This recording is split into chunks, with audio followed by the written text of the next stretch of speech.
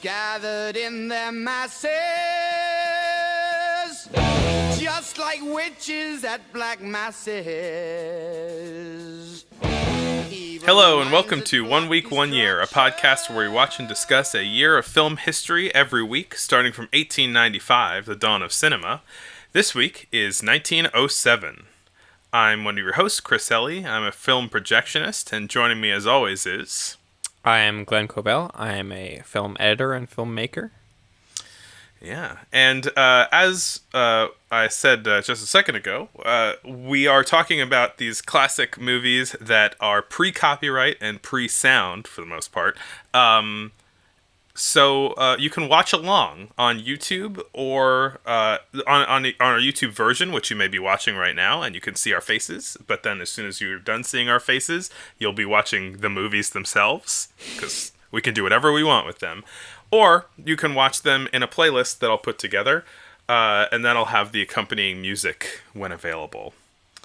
Anyway, what's going on, Glenn? How's it going? It's going. The year is almost done, and yeah. I'm not really...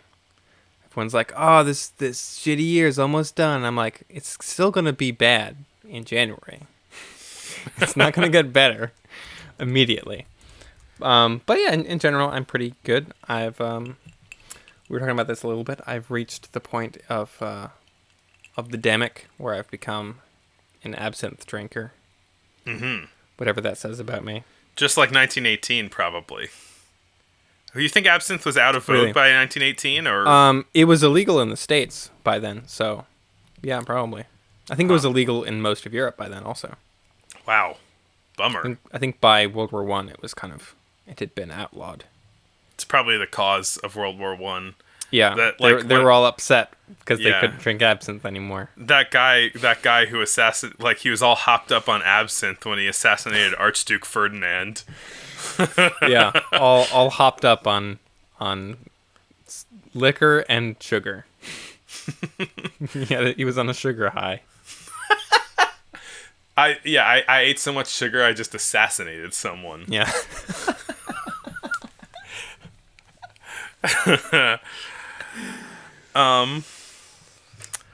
Anyway.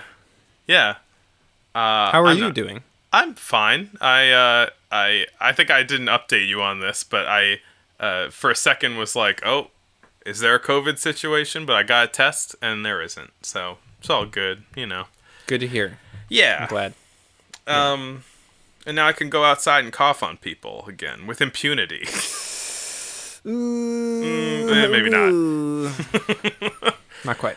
Anyway, speaking of old things, I don't know. We like to bring ourselves a little bit of context of the films that we're going to discuss by hearing what's happening in the world at the time. So, Glenn, would you read us the news of 1907? The news of the year, 1907. Charles Curtis from the Kaw Nation becomes the first Native American United States Senator for Kansas. Finland holds the first election in Europe with universal suffrage applied. 19 women are elected to their parliament. Hershey Park opens as a playground and nature park with carousels and roller coasters soon to come. 1907 becomes the busiest year in history of immigration through Ellis Island. 1.1 million new Americans arrive. Powdon feature. The Peking to Paris automobile race commences. The winner, Italian Scipione Borghese, after 2 months of travel. Dublin police issues a notice. The Irish crown jewels have been stolen from under their nose. An international committee of academics select Esperanto to become the universal global language. Will it catch on? Oklahoma joins the Union, our 46th state. In business, unstable banking and copper stock markets create the Knickerbocker crisis of 1907. Auguste and Louis Lumière create the autochrome Lumière, the first automated process of color photography. Entertainment industry magazine Variety publishes its first film review. Scrap metal dealer Louis B. Mayer opens his first movie theater, the first step of his path to founding Metro-Goldwyn-Mayer. Thank you, Glenn, for the news update. A lot of movie news this year. Yeah, I'd like to put that on the end just so it brings us back in. Speaking of movies, we do a podcast about movies, and you're listening to it. George Méliès. Gotta start with him, as we typically do. So he made this movie, which I guess, I actually didn't check to see if this is something that was actually being worked on at the time of the tunneling the English Channel. Whether this was just whether this was topical or it was an actual fantasy that came true. I looked into it a little bit. It was like an established thing that people wanted to try to do. Since the early 1800s, I think. But it is pretty crazy that he made this movie in 1907 and an actual tunnel under the English Channel did not open until 1994. Oh, wow. Man, boy, do I have an incorrect idea of how long the English Channel tunnel has existed. Because something in my brain told me it could have been 1907. Well, yeah, I looked it up because I was like, did he make this movie about it actually opening? Was this when it... And I just don't know that very much about the tunnel, I guess, because I didn't realize that movie, the movie about that is sort of topical about it is the first Mission Impossible, which I think came out in 96. Where it's the tunnel. It's like a cool new thing. It's a rough name. I don't know about that name. The tunnel? Yeah. Because it's a tunnel. Gross. It's a tunnel under the channel. Get it? I mean, I get it. As our sci-fi maestro is prone to do, 90 years ahead of schedule, he makes a movie called Tunneling the English Channel. And one of the greatest things in this movie in general is toward the beginning, you see there's this really strange perspective shot that almost evokes a kind of New Yorker cartoon sense of scale or something. Is that appropriate? I don't know. It's so you're seeing this kind of metaphorical visual of an agreement between the King of France and the King of England about building an English Channel. And building a tunnel. The English Channel was there already. Right. That's correct. Building a channel. And so you see the two of them. It's probably 2/3 of the screen. The bottom 2/3 of the screen are a cross section of the Earth and the river or the sea or whatever. And inside the sea part, you can see a fish moving around, and you see kind of a drawn cross section of the ground itself, and then standing atop the ground on not to scale because they're to this. Yeah, not quite. Otherwise, this would be not much of a channel.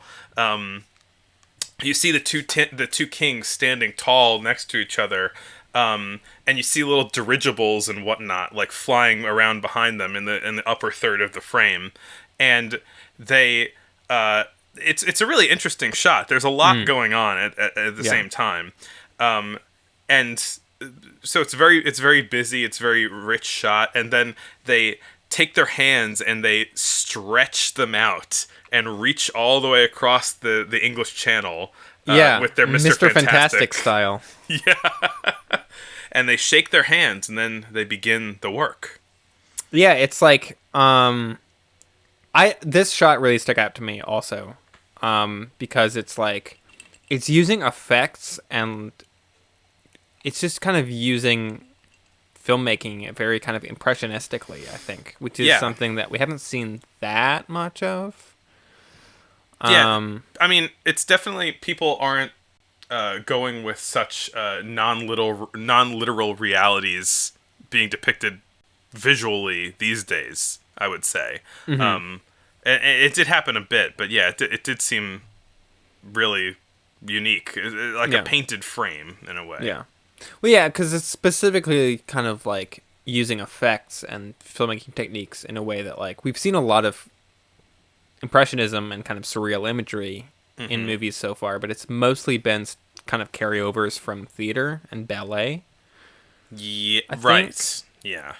And so this is sort of, I don't know. It definitely stuck out in sort of. I don't know if it's that innovative necessarily in terms of the individual techniques that he's using, but it still is like creating, sort of telling the story visually through these kind of weird, surreal images, in a cool way. Yeah. And to further the cartooniness of it, the way they start the tunnels is with with these giant corkscrews the two kings take out, and they start corkscrewing these novelty corkscrews into the ground, and that begins the dig. I do like how this movie basically kind of posits that the reason that the leaders of England and France wanted to build a tunnel under the English Channel was just so they could kind of hang out more. Like we see kind of this kind of like split screen view of each of their homes, where they're like kind of doing the same things, and I think, aren't they like adjacent hotel rooms? I They don't cross from one to the other at a part, I believe. right at the very end.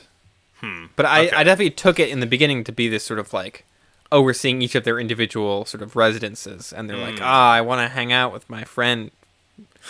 The King of France. Yeah, because the first scene is them kind of drinking in like a, it could be a bar, it could be like a hotel lobby, I guess. Mm-hmm. You're probably right that it is supposed to be hotel rooms, but I didn't really pick up on that until the very end. Maybe it's supposed to be kind of a surprise at that point. But yeah, so then we get some scenes of like supplies being brought down, like into the tunnels, and each side digging towards each other. Mm-hmm. The king of, I think it's the president of France, kind of tries to join in with the pickaxe, and kind of falls over and makes a bit of a fool of himself. It's kind of a funny dig. I mean, maybe brave considering the time, of just like calling these leaders weak and trying to, like, they were basically doing it for optics, of trying to like do the final strike on the tunnel, and then he can't handle the pickaxe, so they give him like a little hammer to do it. You know?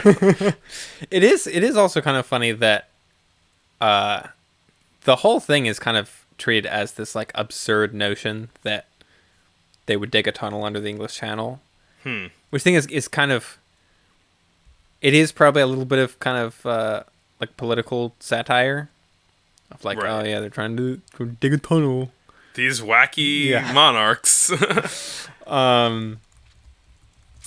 Because yeah, especially as we see what happens after that, they finally get close enough that they can hear each other through the rock, and then they use explosives to blow up the last little bit separating the two tunnels. And then they kind of throw a party down there in the tunnel. And even the fish from each country join in, which is fun. We see like cut out animated fishes. Fishes isn't a word. No, it is. I think they're both valid. Oh, okay. We see the fishes sort of in this kind of cross section view. And Is that how you say it? Alcoves? Fishes? throw a big party, and we kind of see like we see them celebrating in the tunnel, and then we kind of see some scenes of celebration in one or both of the countries, like a parade. Yeah, and I mean, you see the train. You see that they start running a train through, and the train goes from one side to the other, and then they party on one side, and then there's a subsequent scene which is introduced by a title card. That's which, right. Méliès has started using title cards. It says La Réveil, Awaking, Rêve? which not I sure. believe means the dream, right? And And I don't so, remember. and so you see an error in communication as two trains are going into the tunnel at each other, and they crash into each other and explode, and then leak the English Channel down into the tunnel, and it's a disaster. And then you see the two kings in their hotel rooms waking up to this horrible dream of the tunnel disaster. I guess it's a little unclear if the whole digging of the tunnel was supposed to be a dream, or if they just had a dream that it went wrong. Oh, true, yeah. Though actually, I'm just looking over the end again, and it looks like there's like an architect who's talking about building this tunnel, and they say, "Nah, get out of here." So maybe it was a dream of doom, of premonition of doom of the English tunnel. Yeah. So Méliès not only somewhat predicted the actual building of the tunnel, but also the 1996 Sylvester Stallone film Daylight, in which a tunnel under the Hudson River gets flooded. Oh, sure. We'll get to it. I think we probably have more important stuff in 1996 to watch, but maybe we'll watch that one. Sure. All right. Moving on to some other Méliès.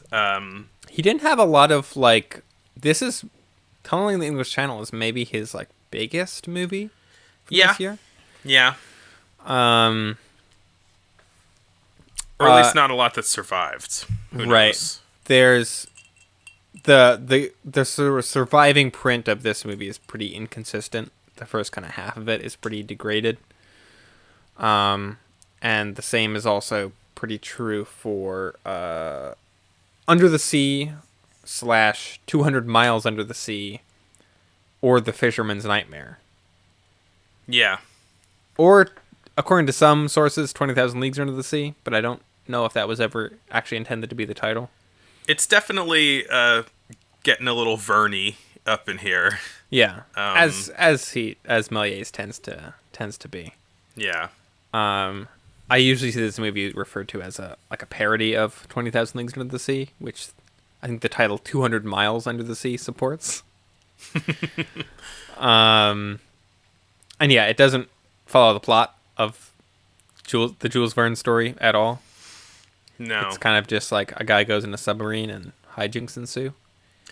Yeah, I thought this one was a little simple. Granted,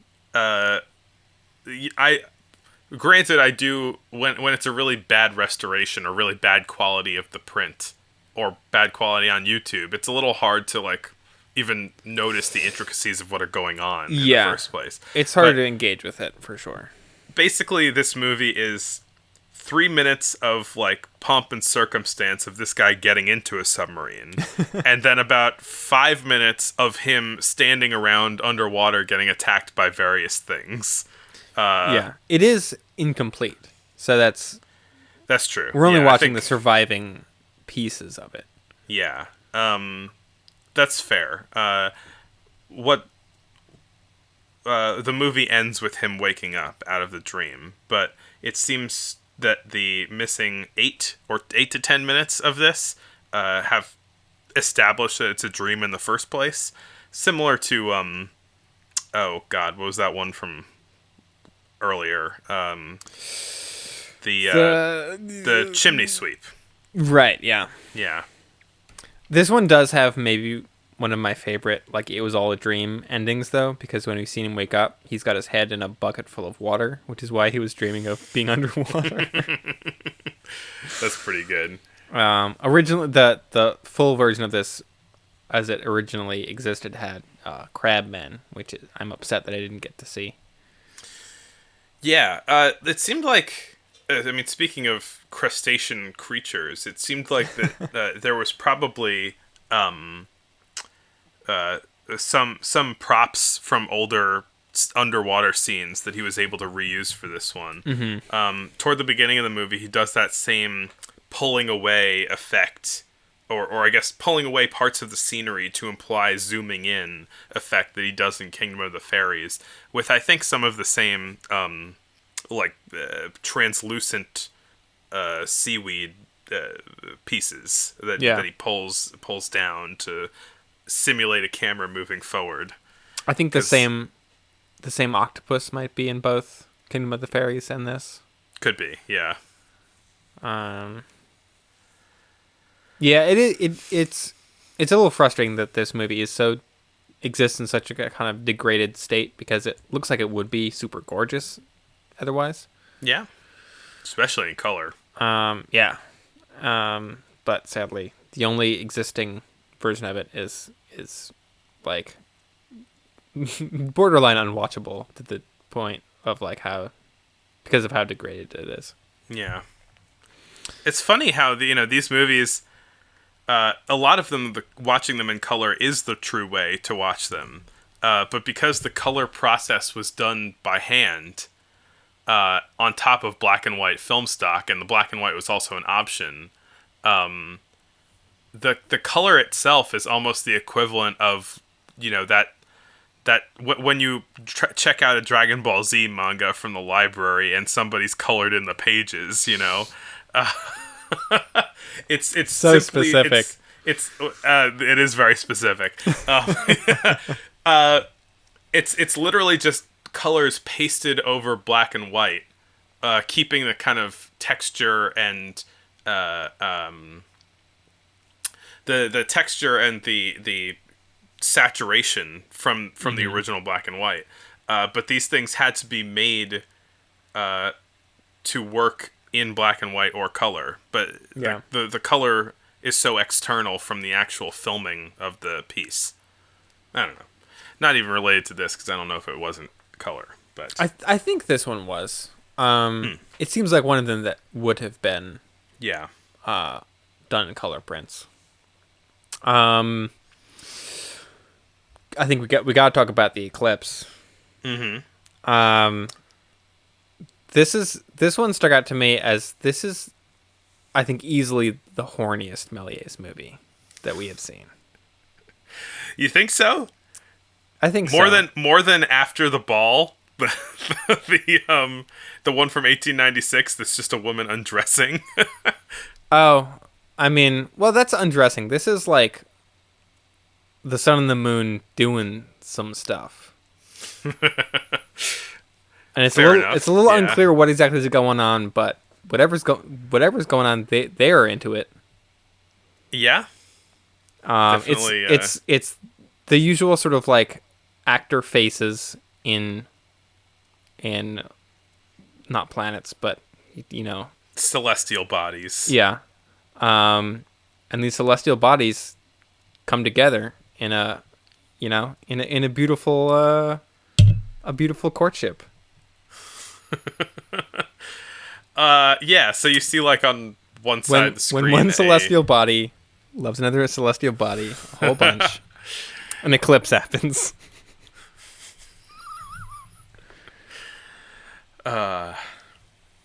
We completely unrelated, Glenn, but I highly recommend that when the eclipse happens in New York in a few years, the solar eclipse, go see it. It's one of the coolest things I ever saw. I drove like 15 hours to go see the eclipse a couple years ago in South Carolina or whatever. Oh, damn.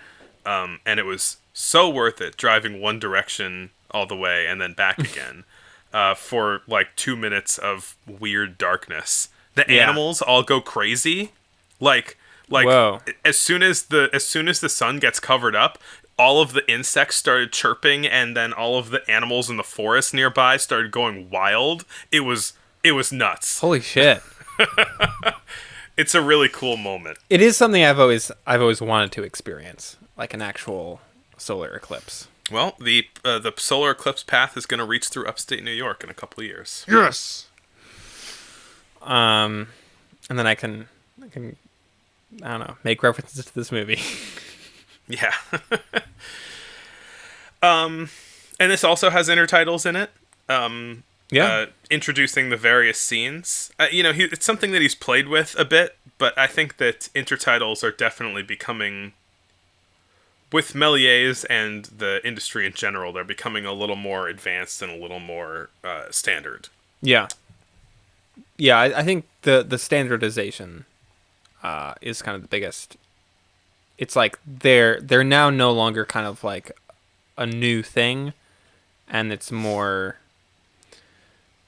They're not always being used to necessarily the best effect, but it is definitely something that is kind of a pretty standard staple at this point.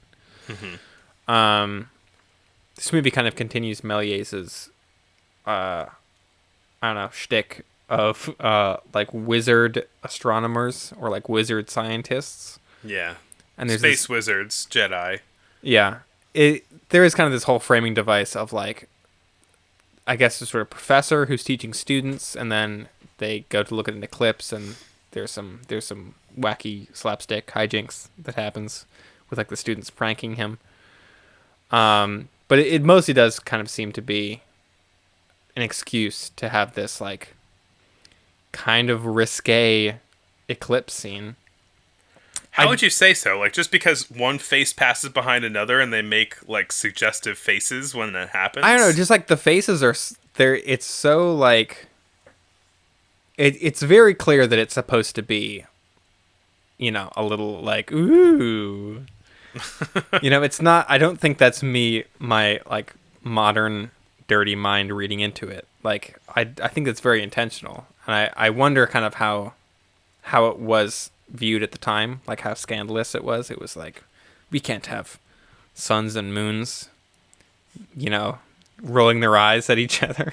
Well, I mean, they're both men, also, right? In the faces. One is definitely, I think. I don't know if both actors are. Uh-huh. One, I think, is definitely presented as feminine. At least I felt so. I've seen some sort of references to this film suggesting it is sort of intentionally homoerotic, which I don't necessarily think is the case. Mm-hmm.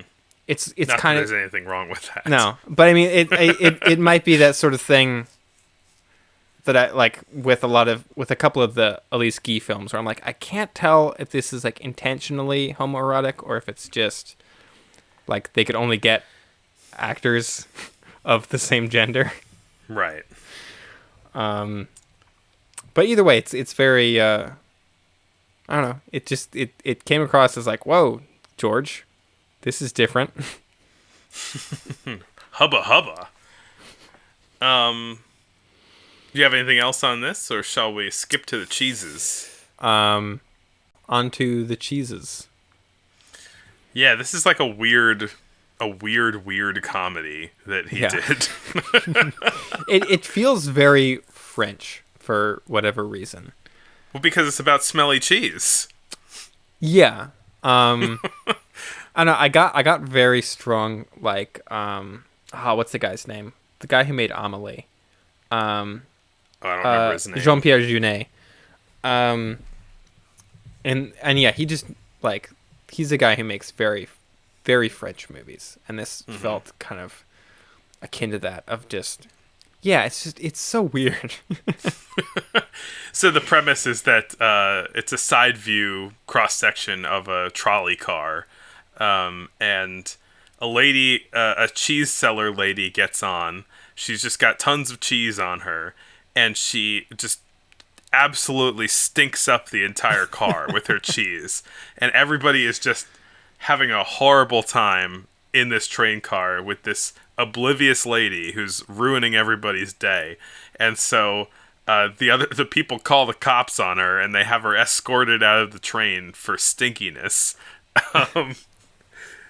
And she's brought into the police station, and they don't actually take the cheese out of the car. They just take the lady out of the car. Right, she leaves the cheeses in there, and the cheeses follow her. Yes, the They come cheeses to life. jump up out of the basket, follow her into the police station. Where they proceed to kill all of the police Yeah. by suffocating them. There's a big piece of brie that jumps on a cop's face, and yeah, he only breathes in brie until he dies, Which, and he I mean- falls on the floor with cheese on his face. That would kill anyone in minutes. Seconds, even. Yeah, it was seconds in this case. And then she's obviously some kind of like evil cheese witch because she knows that this is going to happen. And she just like laughs over all the corpses, collects her cheeses, and then walks away. Yeah. I'm not sure if this film is taking a hard anti-cheese stance or if Méliès was just sort of doing a little satire on the fact that sometimes people bring stinky cheese on public transportation. Yeah, this kind of seems like it's built out of that kind of gripe of someone microwaved fish in the office microwave kind of thing, you know? This movie did make me miss public transit a little bit. Like, you city slicker. In that way of, like, everyone agrees that most public transit is kind of a nightmare, but it's like, it's such a collective experiential nightmare. It's like, no, but it's like, we all live in this nightmare together, and that is something special that we all share. Not to digress too much from this thing that we have lots of movies to cover in this episode, but what's your take on eating on the subway? I'll do it in a pinch. I think having like an egg sandwich or a bagel is it's fine. I think if you're in a rush, like, grab something quick from a bodega and just chow down. But the people who have like full, like, multiple Tupperware containers and things like that, yeah, it's a bit much. Boy. Good old New York City.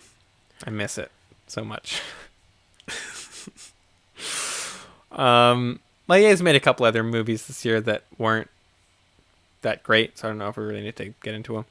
Yeah, move on. We can move on to another, food-based chase film. Mm-hmm.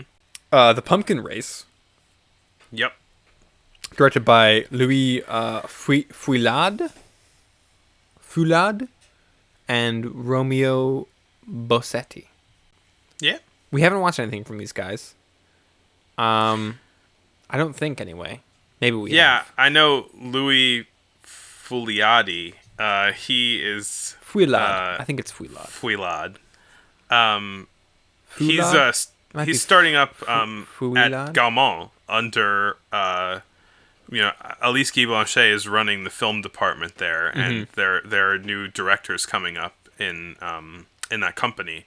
And he's he was working with her on a few movies this year, and he was brought into the company under her. I don't know if it was just this year or if it was recently, but this is if this is one of his early movies, it's pretty strong, I would say. My first note on this one is this is a cartoon, which it isn't. It's all live action, but it's very cartoony in its style. I really like this one.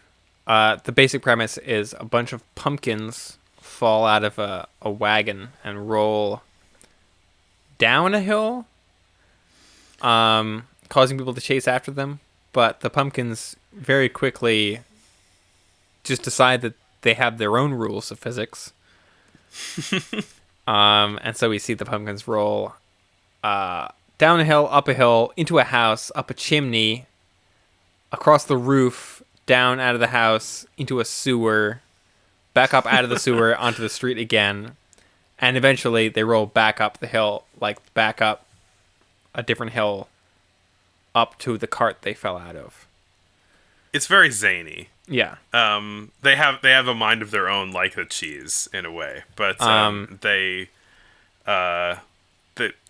just cause a bit more havoc because they're big old pumpkins. Yeah, they're big old pumpkins that are shaped more like wheels than pumpkins. They're very flat.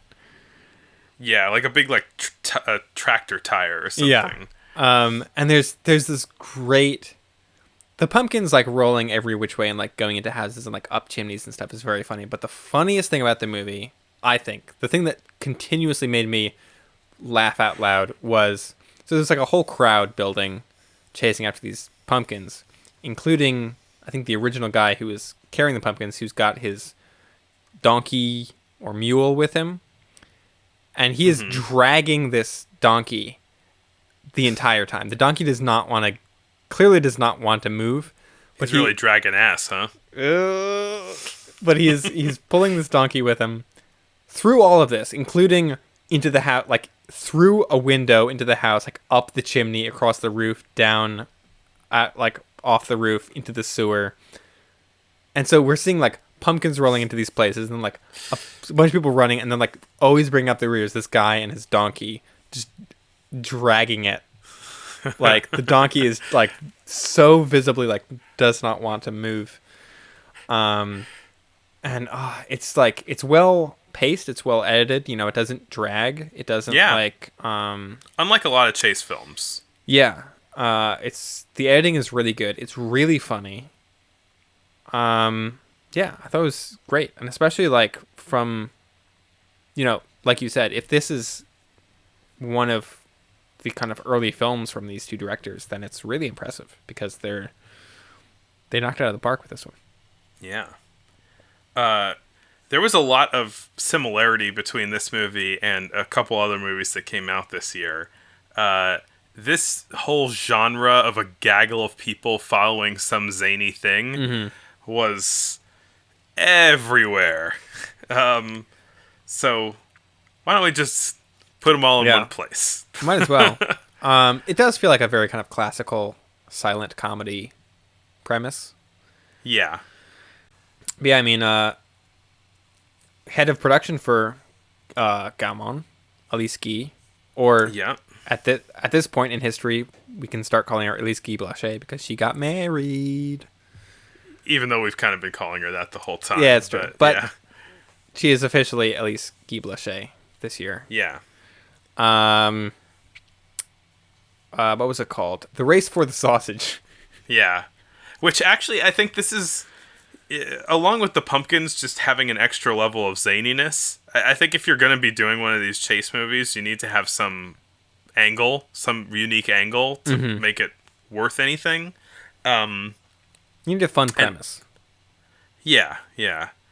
And so this one is, there is a dog who just runs up to a meat shop and steals a big long sausage link. A comically long piece of sausage. Like it's like 30 or 40 feet long. A full rope of sausage. And the dog's running off with the sausage, and the meat guy grabs onto the other end and is chasing after the dog. And so rather than other chase movies where you see someone running and then you see everyone following, this one has this kind of like unique element of this rope in between the chaser and the chasee, that it's not the chasee specifically causing all of the havoc, it's the rope knocking everything over. Yeah. Which is a fun twist on a pretty formulaic genre. This one's also paced very well. Screen direction is not maintained, I have to point out. There's a lot of, people running back and forth and not really, not a lot of consistent screen direction. But that's I guess my I didn't own notice it. Pet peeve.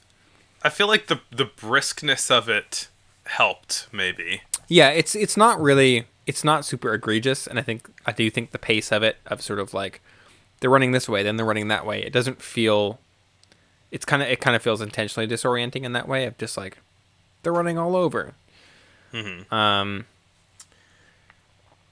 this one ends with the dog and the people running past a moving train, like a real moving train, just squeezing by, and one of the in a stunt, I guess, there's an empty baby carriage that the train just demolishes as it goes by. Yeah. And then the way that it fully ends is that they pass by this like just random hunter, and he's like, "Oh, I see the problem here," and he takes his gun, shoots the sausage link in half, or at least gives the dog maybe a couple feet of it, and then like the rest is reclaimed by the people who are chasing after the dog. And then as soon as as soon as the dog's free with his own piece of the sausage, everybody picks up the sausage and starts chomping on it. That took me a little by surprise that like, oh, they just want to eat this sausage right now. Like, yeah, it's not like he wants to take it back and sell it or something. The entire crowd then just starts chowing down on the sausage. This, aside from chase films, this is similar to this shares a lot with other films in 1907 in that it ends with a Great Train Robbery style mid/close-up. Yeah. I've been kind of central character. I don't know if this is actually what you were supposed to refer to this sort of ending as, but I've been kind of referring to it to myself as a portrait ending, where it's sort of, it ends with a very sort of like portrait style close-up or like medium close-up of one or two of the main characters just kind of there. Yeah, mugging a bit sometimes. Yeah. And this one ends with a good dog eating some sausage. The successful dog. Not the only movie to end with a dog eating some food. Wait, what was the other one? The other one is the what is it called? The police one. Oh yes, yeah, right, yeah. So the other big chase film of this year was The Policeman's Little Run by Ferdinand Zecca, which I was kind of surprised that this was a Ferdinand Zecca movie. I did not take him for a wacky chase movie kind of guy. I guess not. I mean, it seems like he's branching out a bit. Maybe he's not so. He's loosened up a little. He's not so serious anymore. There was no like big moral crisis in this one. You know, there wasn't like, oh yeah, this dog having stolen some meat is now gonna like go to prison and reflect on its life. Yeah, no, this is in fact for a guy that's so obsessed with criminal justice, we don't see the butcher then like destitute because the dog stole all of his meats and who then has to live in poverty. And we also don't see the police portrayed as particularly competent either. Oh no, quite the opposite. So it's another movie where a dog steals some meat from a butcher shop. This time it's just a regular piece of meat. Yeah. The butcher comes running after him, and then he gets a cop involved, and then more cops get involved, and then more cops get involved. Until, like, the way these chase films are structured, it's like the one who's being chased runs through the frame, and then either one by one or in a big clump, all of the people chasing enter the frame, and usually it just does that over and over again, and as that's happening in each scene, they're causing another problem that adds another person onto the group. Right. I think the sausage one I think does that kind of structure the best, where it's like each scene that the chase is running through has a different location, has a new character that is being added to the chase, and has some sort of like joke or gag that ends the shot with. Yeah, a new dynamic to the chaos, I guess. Whereas this one is just sort of like more and more policemen keep getting added to the crowd. To the point that it ends up being like 40 of them or something, all like chasing after this one dog, and the cops are just like bowling over things and causing all these problems themselves just because they're trying to get this dog. And then, all of a sudden, the dog can climb walls. True. It's a normal thing, and then all of a sudden the dog just Spider-Mans up a wall, and then all the cops Spider-Man up a wall after him. And it's shot in that kind of 60s Batman style.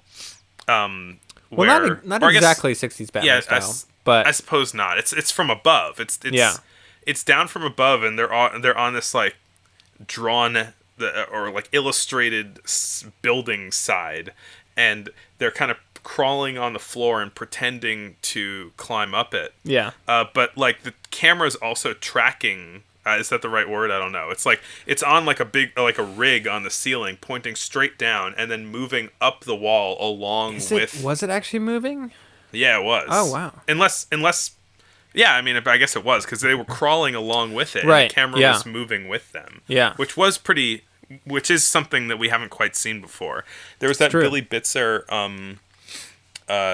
thing, like documentary from a couple of years ago, where he was in like some auto factory or something like that, and he had a Right. camera on a rail looking down. It wasn't straight down though; it was kind of at this angle. But yeah, Yeah, it's a good point. I hadn't even thought of that.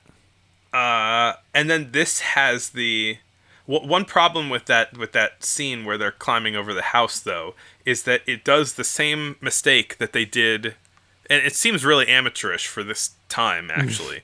The same mistake that happened in the women's rights, which is that they try and do a reverse shot by just clearing everybody out of the shot and trying to pretend that it's the other side of the building, even though it's literally the exact same shot.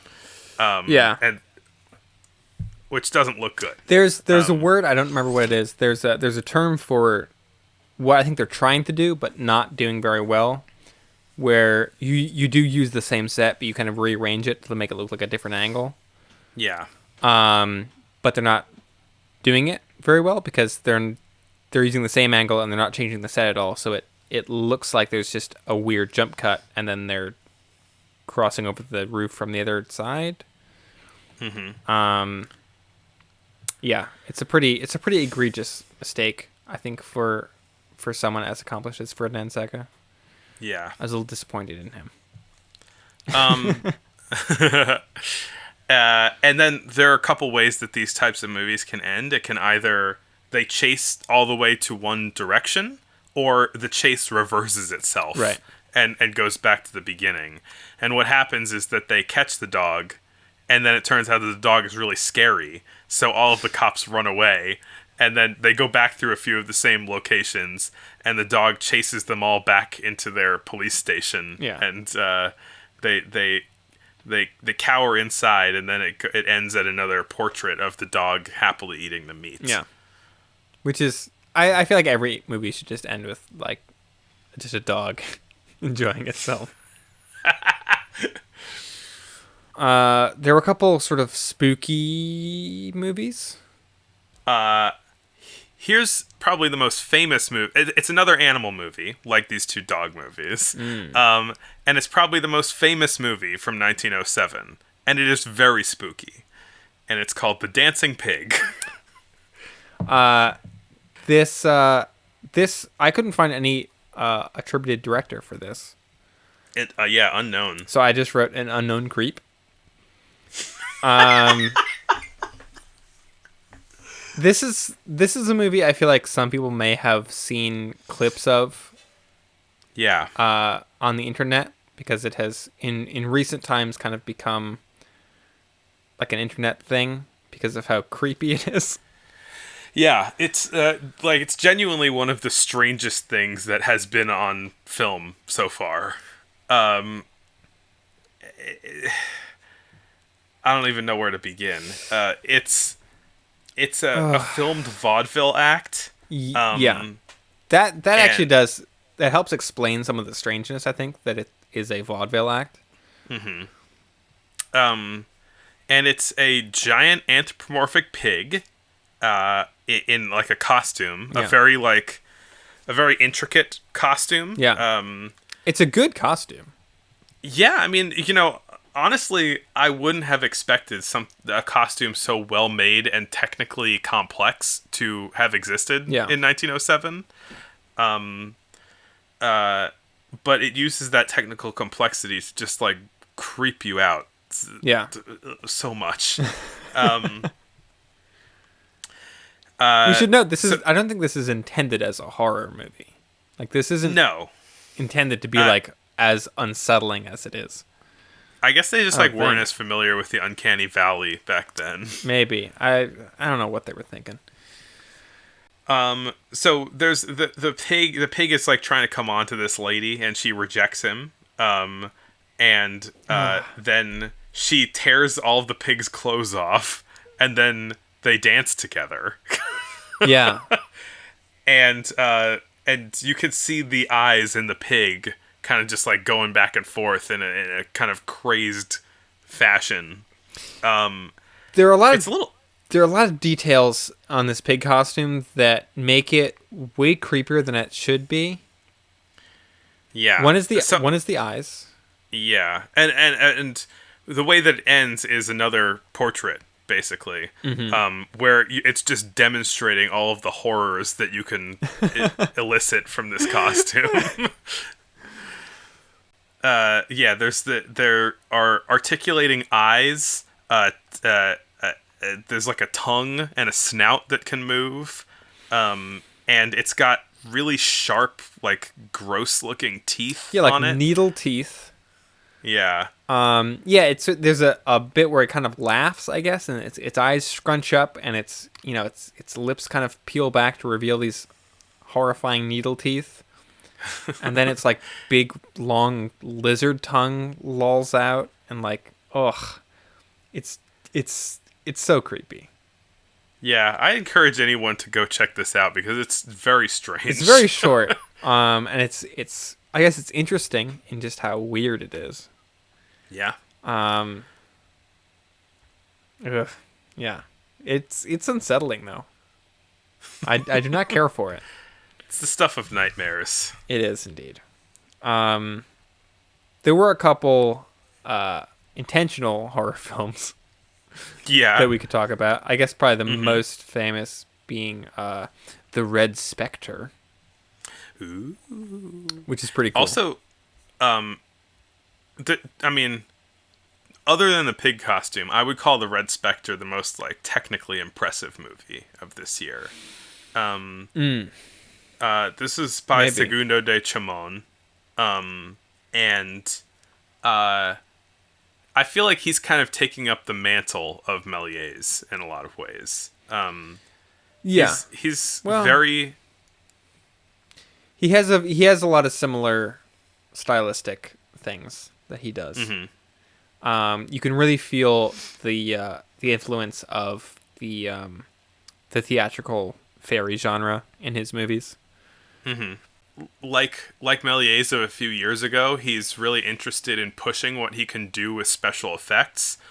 He's really interested in a lot of macabre and fantastical theming. And I feel like he's just like really... His movies are so fun to watch because they're just really like inventive and colorful and zany. The story stuff is not so much there. I feel like in the way a lot of Méliès films, this one too, it's a lot of like justification around or like framing around a lot of really cool tricks. But I feel like this brings something else to being a simple trick film. Yeah. Oh, for sure. I think one just kind of difference that I mean, I can't really back this up with too much like hard facts. It's just kind of a feeling. Is I do kind of get a sense that Segundo de Chamon is kind of pushing more into the... I feel like the hand colorization in his films feels very deliberate in a way that it doesn't always necessarily in Méliès movies. Like he'll have very specific things be colorized and other things not be. Yeah, I mean, Pathé used that stencil coloring, so they could be a lot more precise with their coloring, I think. But I also feel like his Segundo de Chamon's films kind of lack a little bit of the playfulness, I guess, or the humor of Méliès's stuff. I feel like Méliès's movies have a little bit more kind of cheekiness to them. Yeah, I could see that. Certainly. Well, so in this movie, in a way that is similar to Méliès, it's a trick film that has some rather demonic imagery. The Red Spectre is essentially the devil. Yeah. Or a powerful demon of some kind, and he's acting kind of like a magician, he takes some ladies and he throws a tarp over them, then wraps them up in the tarp, and then makes them levitate. And then when they're levitating in the air, swapped out, obviously, they catch on fire and then disappear. I do really like how, like, I understand why there are all these sort of like magician tricks, because they are coming from like this kind of theatrical genre. Mm-hmm. But I love the concept of, according to all these old French films, the devil's whole thing was really just to do magic tricks. Like, that was his main deal, was like he would like grab people and make them disappear, or like turn into animals, or like swap around. Like, his whole thing was just like, I'm gonna do magic tricks, watch out. He's like, hey guys, you mind if I workshop my act? Yeah.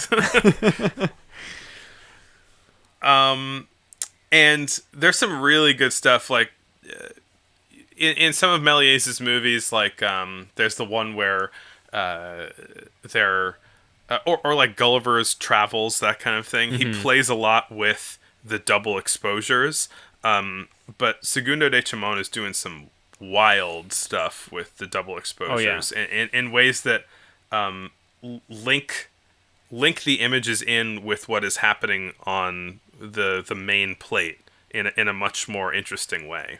So one kind of cool thing is that it starts out with a pulled back tableau shot, but then the devil, or the Red Spectre, walks like right up close to the camera. It keeps focus on him, which I imagine is impressive, is, you know, having him be in focus 25 feet away, and then he gets like 5 feet away and he's still in focus. But it's still weird to see someone that close to the camera, because it doesn't really happen that much. Yeah. And he walks up to the camera to do some close-up magic, basically. He like takes 3 bottles that and he puts them on a little table in front of the camera, and then he starts pouring black like sand or something into the bottles. And as he pours, the black sand creates a background plate to do the double exposures, and so like superimposed little dancer ladies appear inside the bottles, and it looks really, really good. He does one after the other, and they kind of fade in as the sand is being poured into the bottles, and then the bottles have like a white backing on them, and he turns the bottles around, and the white kind of sweeps them away as they're hidden by the bright white label on the bottles. You can kind of still see that the exposure of the like miniature dancing women is still there, but because it's being blocked by the white label, it really does look like he's kind of, it creates the effect that they're still in the bottle, but he's just turning the bottle so they're not visible anymore. Yeah. And it makes it feel more a part of what you're looking at, rather than some ghostly thing that's on top of it. It's such a simple trick, and it works really well. There's another one that he does where he has like these 3, I don't know how you would describe it. It's like one of those billboards that has like the spinning elements on it. So it's like one thing on one side and one thing on the other side. I don't know how to describe this.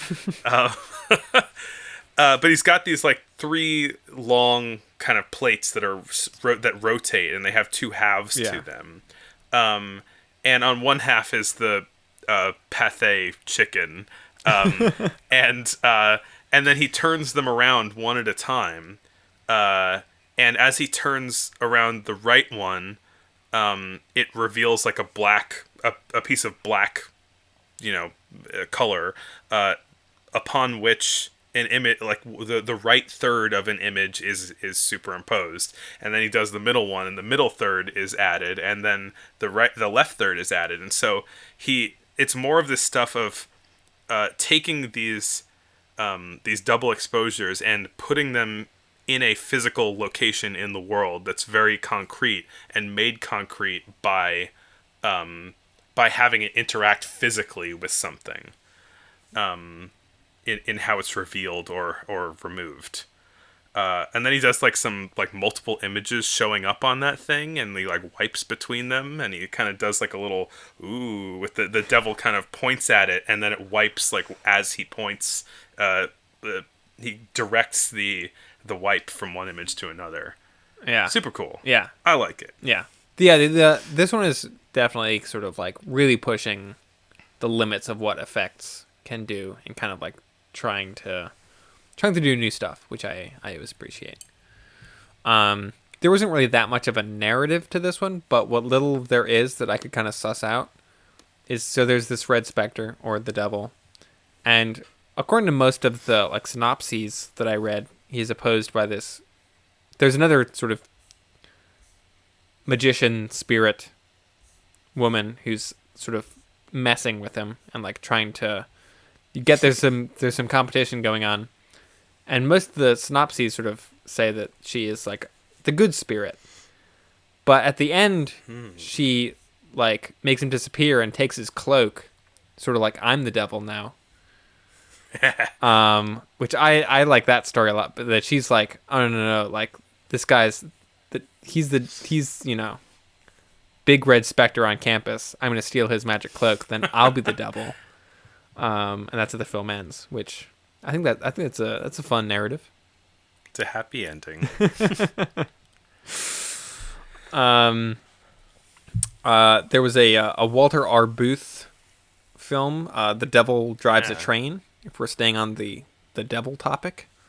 Yeah, we haven't seen anything from him in a while. We saw the motorist. Motorist. Yeah, that's true. This kind of reminded me of that a little bit. Yeah. Also known as When the Devil Drives.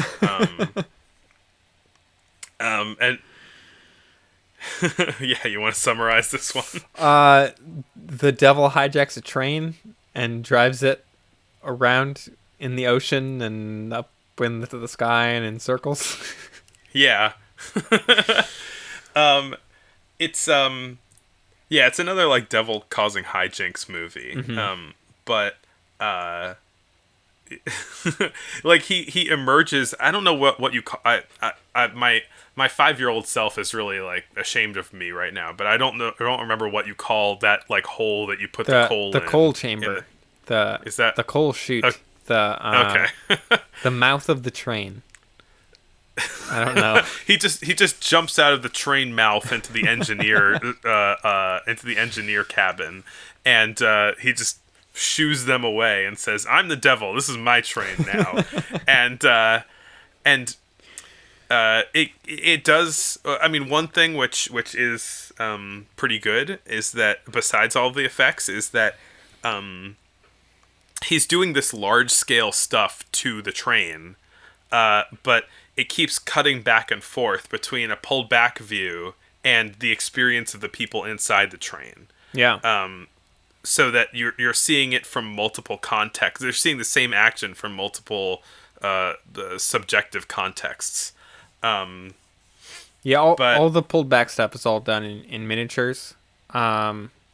Yeah. But it's all very... I don't know if model trains were a thing back then, but like they're just model trains. Yeah, model trains. But it's still, I think, a step up from kind of like the cutouts that Méliès uses a lot. Like you get some real depth out of these. Yeah, I guess. There's like there's smoke and there's water. There's like some real elements to it. Fire in the sky. I don't know. I feel like in some ways they look a little dinky because they look like model trains. Model trains. Oh, for sure. But he does some cool stuff with double exposures with this too. So I mean, one of the first things that he does is he like makes the train run off the track into the water, and it goes. You see the train driving underwater, and in miniature, and then it zooms in close, and you can see the people looking out the window and fish in front. But there's another part where he just like takes the train and just starts like making everything weird and spinning it upside down and like turning it in circles and twisting it around. And the way that that's portrayed, you kind of, I can't tell if it's trying to evoke just like blackness and space in a more abstract way, or if it's trying to be like a train tunnel, but it looks like the train's kind of curving up around and starting to drive on the ceiling of the tunnel. Yeah.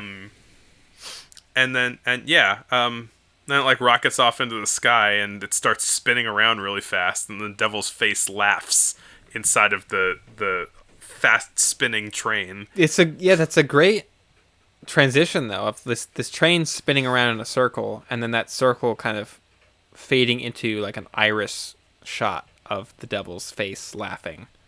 Yeah. It's cool. I love how amoral these old movies are. Well, in these where it's just sort of like mischief and devils and like spinning trains, some of the amorality of the ones we'll get to shortly, I think are a little bit less charming. Yeah.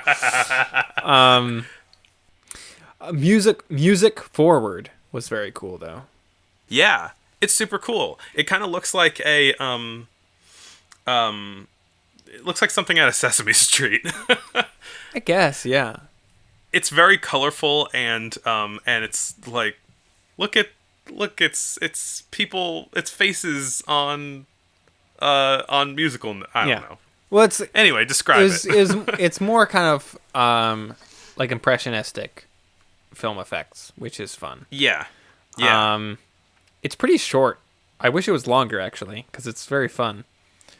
There's not really a narrative to it. It's just sort of like playing music, and then that music is kind of represented by like physical people dancing.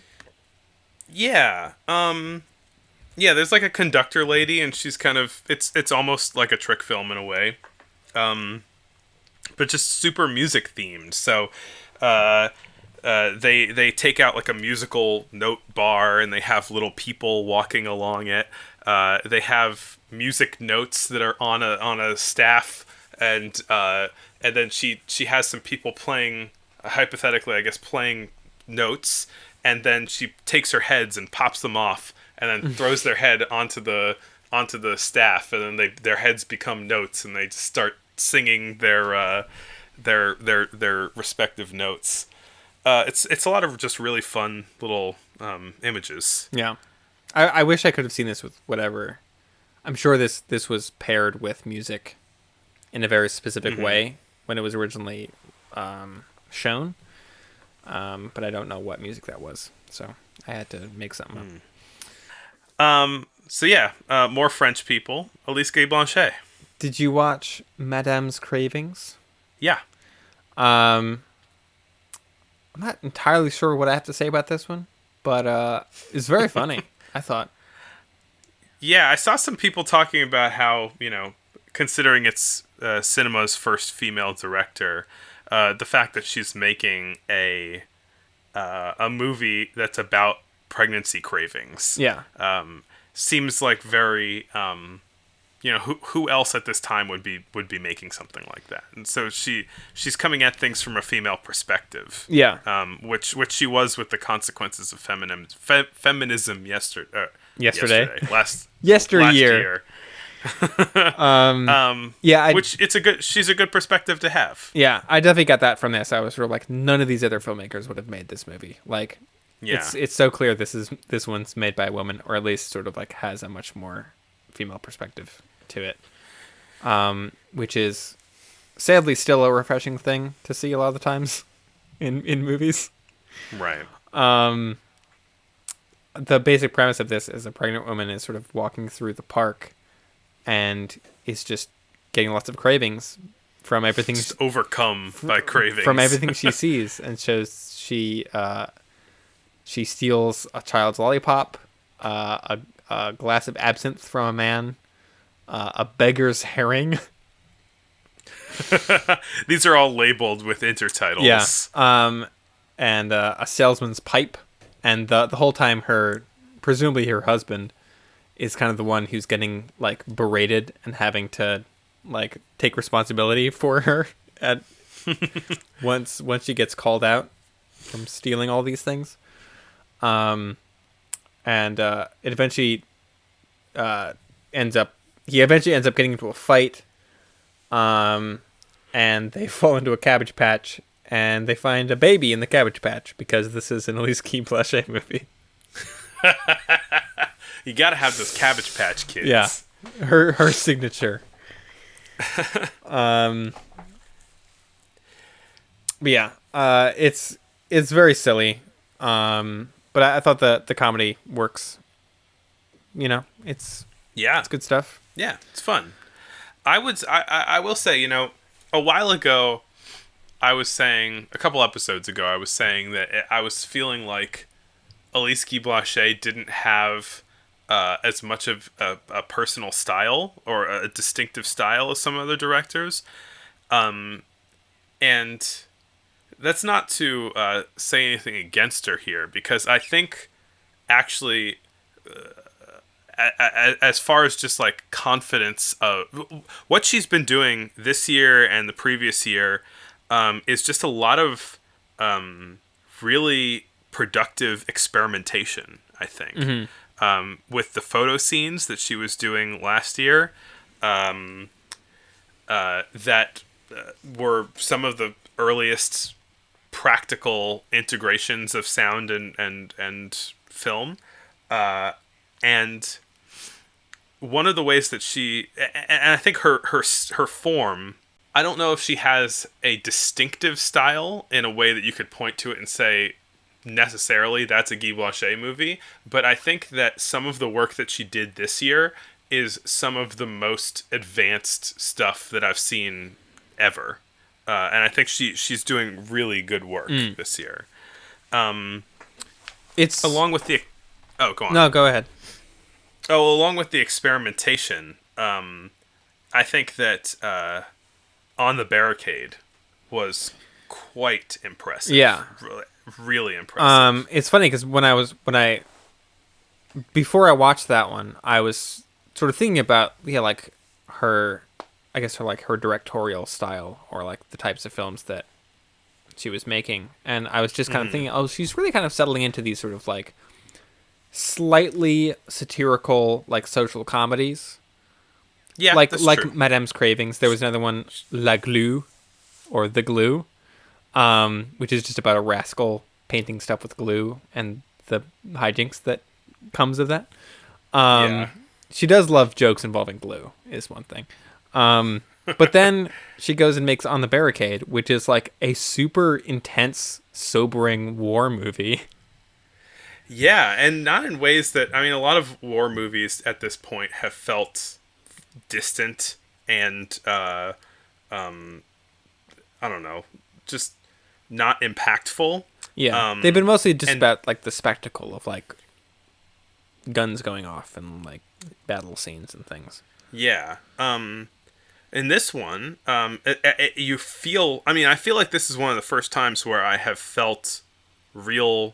palpable drama in one of these movies. Yeah. This is only like 4 minutes long or something like that.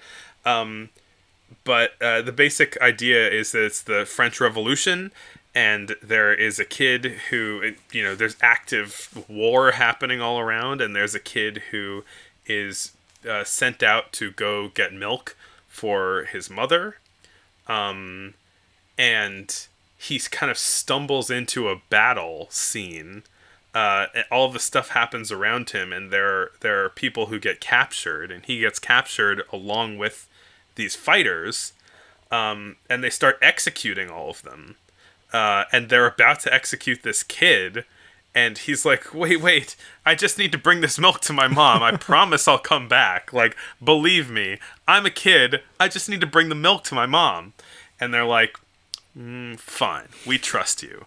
So the kid runs back home, and he brings back the milk, and he basically tells the mom, like, "Hey, bye, mom. I have to go die because I promised I'd go back."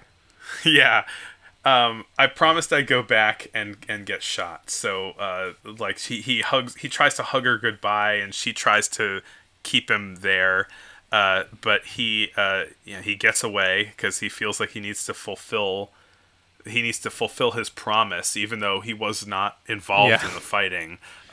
He's honor bound. Yeah, He's a boy of his word. And I should say, along the innovation angle, this is all told not with intertitles announcing scenes, but intertitles depicting dialogue, which has happened before.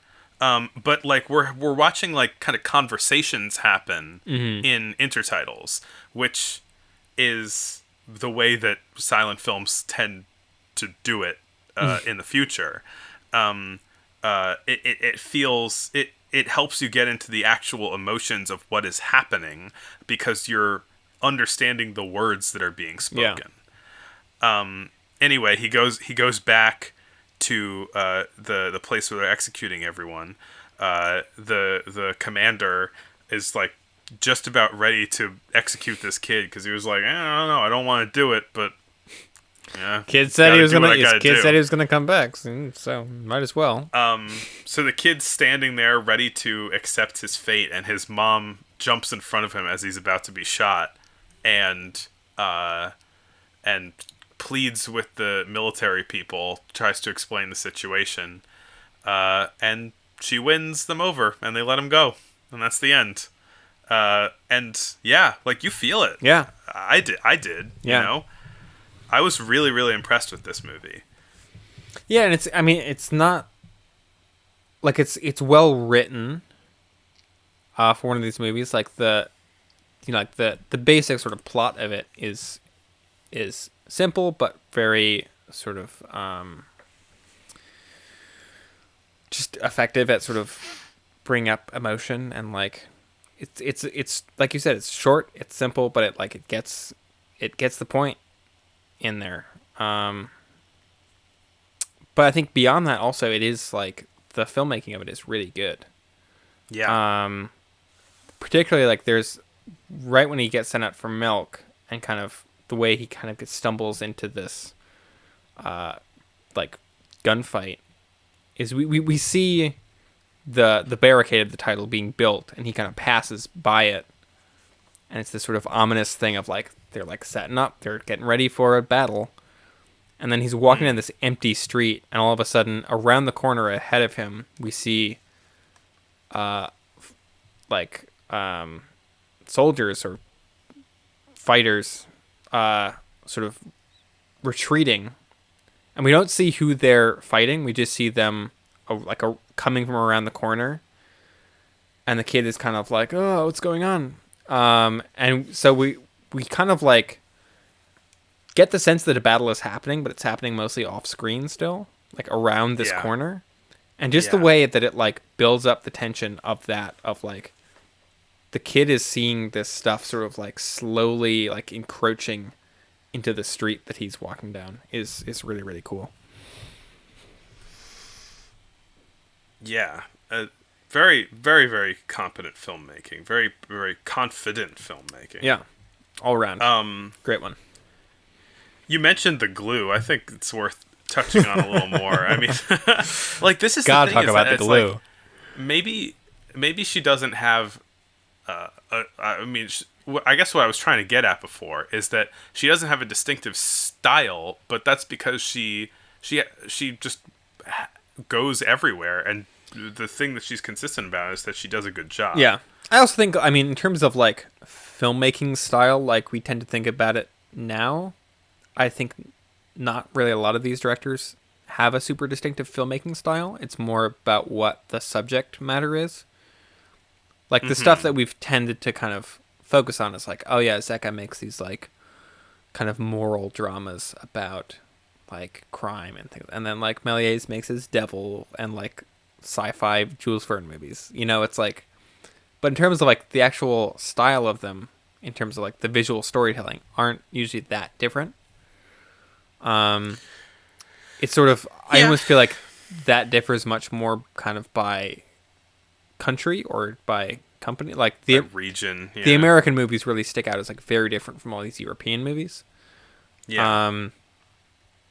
But between like Elise Guy Blaché and Segundo di Chamon and like Méliès, like their individual, I guess like visual storytelling style doesn't tend to differ that much. Maybe I would say that the Pathé stuff and the Méliès are of a type, and they're of this like carefully constructed tableau type of visual filmmaking, where Guy Blaché is more in the realm of the Brits or the Americans, where she will film anything from many different angles. She'll do outside shots. I don't remember if she's done moving cameras, but I mean, I wouldn't put it past her, but I would not really expect Méliès to do that.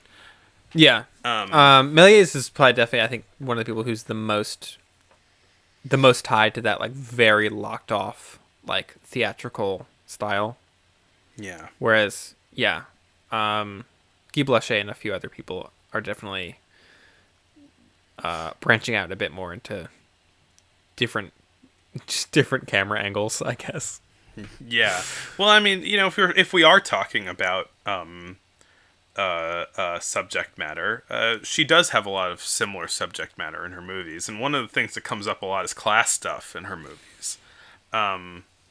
The Glue is not an example of that, even though like she's willing to get silly with the glue. I think it's a really well done like comedy bit. It feels like a lot of just silent comedy staples in a Glue way. jokes play like through any language, you know? Like there is no language barrier on glue jokes. And it's a classic like a scamp messes with people movie. Which, as we've learned, is one of the oldest film genres in existence. Yeah. But something that was more on the class angle was the Banknote, which I thought was really good too. Yeah. It's funny watching this one. I'm like, there's definitely a lot of class commentary going on here, but I'm not entirely sure what the movie's necessarily trying to say.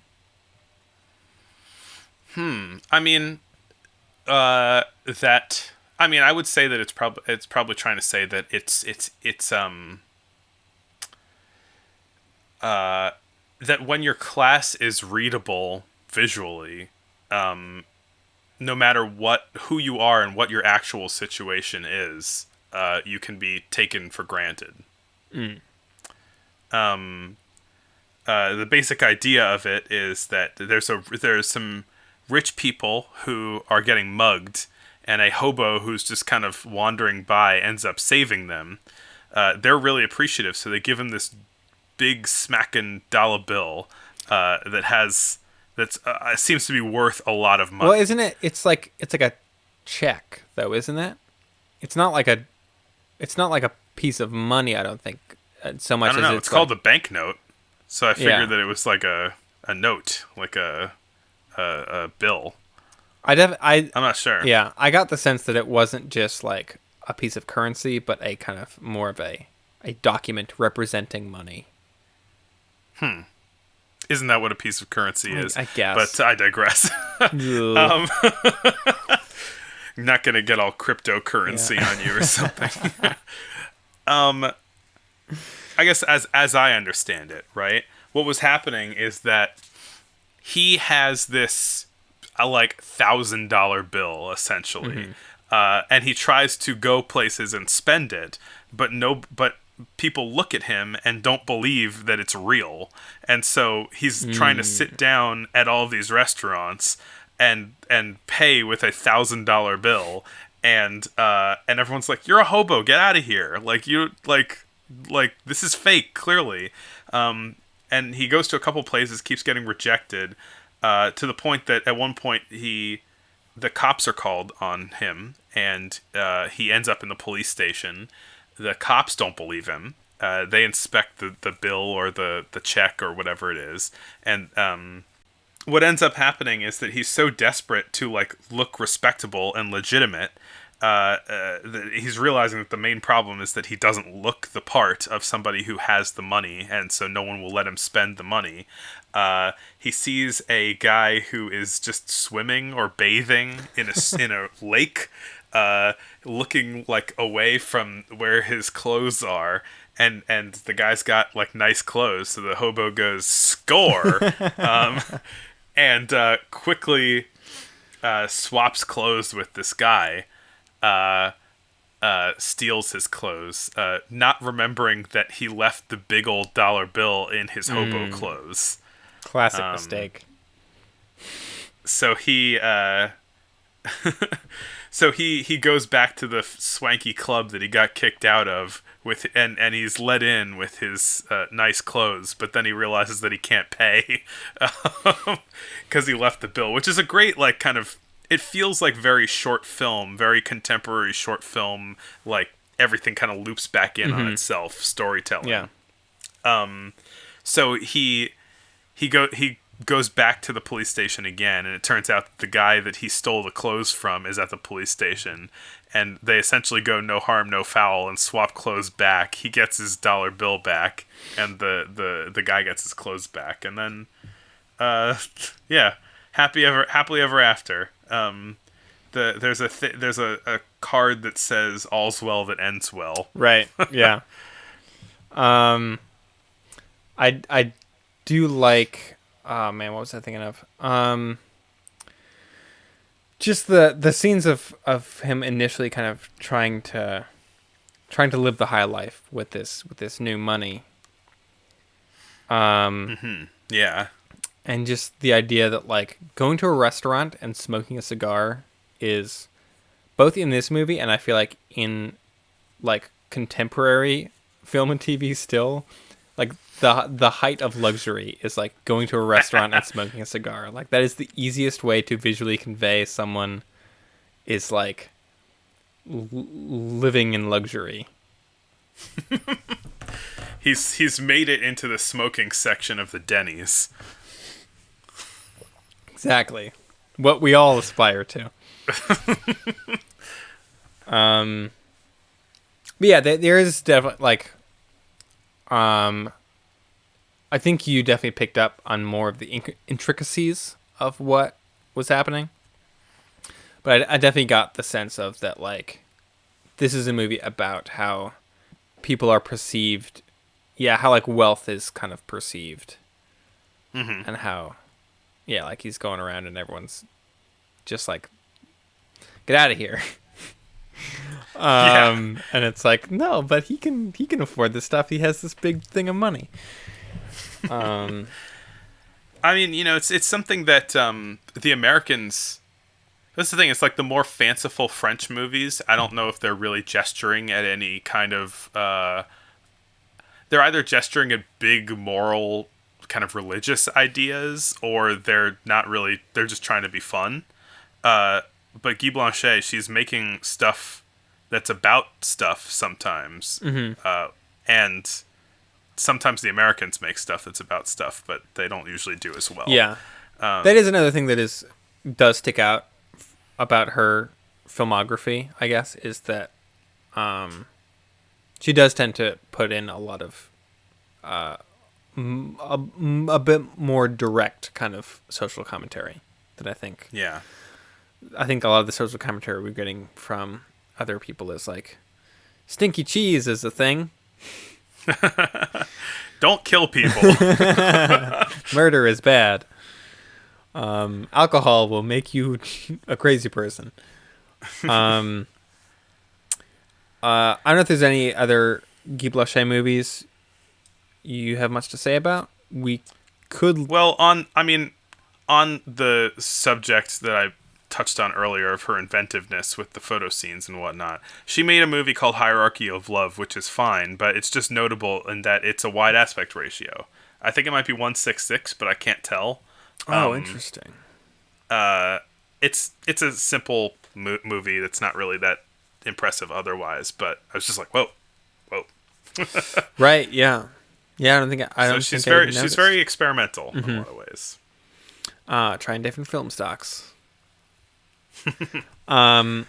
one thing we kind of just mentioned before was sort of how like intertitles are starting to be used more for actual dialogue rather than just sort of setting up a scene or sort of describing what the scene is going to be.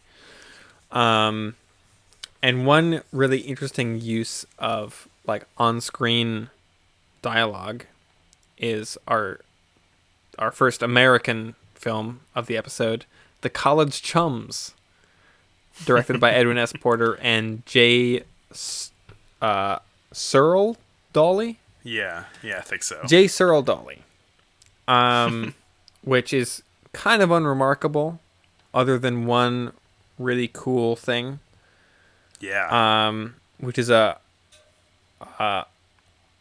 phone conversation that is shown as like floating heads with animated text being like flying between them as they're speaking over the phone.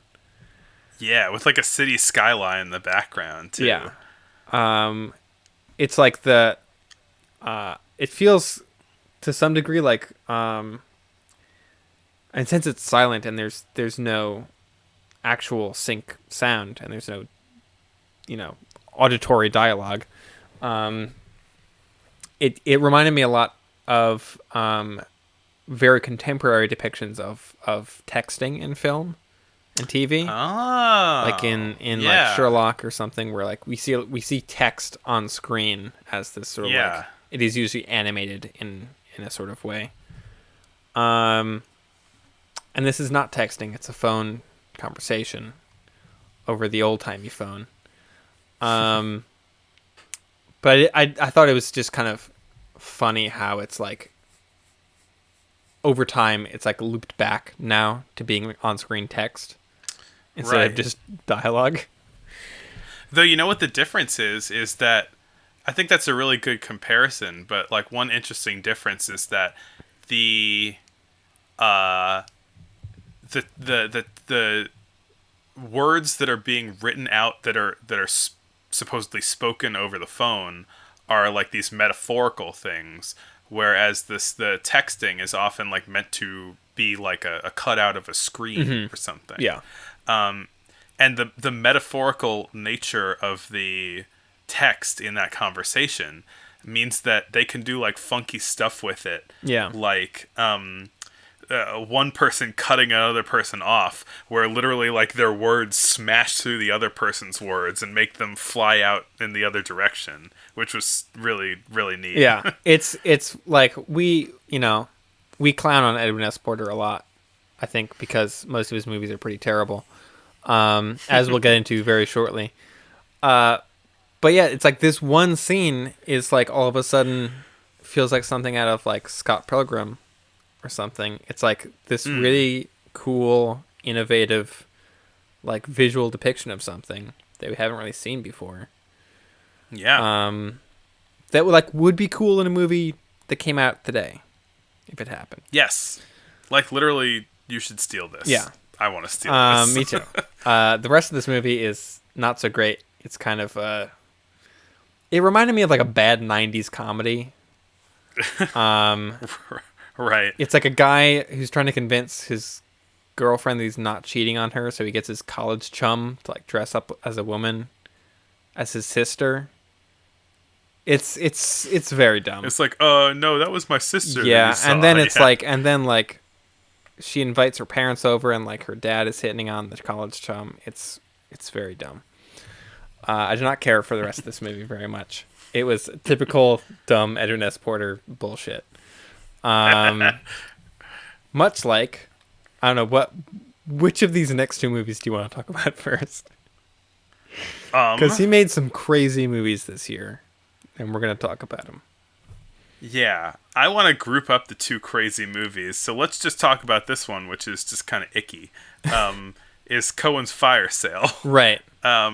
It took me a while to really figure out the ickiness of it, and then by the end of it, I was like, ooh boy, there's some ickiness here. Yeah. Maybe you can guess what the ickiness is, since the movie's called Cohen's Fire Sale. Well, it is kind of... It starts off it's like the movie's kind of two things. The first half is another one of those chase movies, where there's a Cohen's hat store, and he gets a delivery, and before they're able, he gets a delivery of new hats, and before he's able to get them out of the box and put them on the shelves, a garbage man comes and thinks that the new delivery is garbage, and so he picks them up, and they start running after the truck, and the truck is dropping brand new nice hats out of it, and everybody puts the hats on, and then the miserly Cohen says, "No, that's my hat," and then snatches it away from people and makes them all sad and angry at him. And then he's just following the truck, snatching his property away from people. We do finally have a film about the 1900s women's hat craze, which was a real thing that I weirdly know a lot about because I'm trying to write something that is vaguely related to that. But for that, you'll have to wait for me to write it.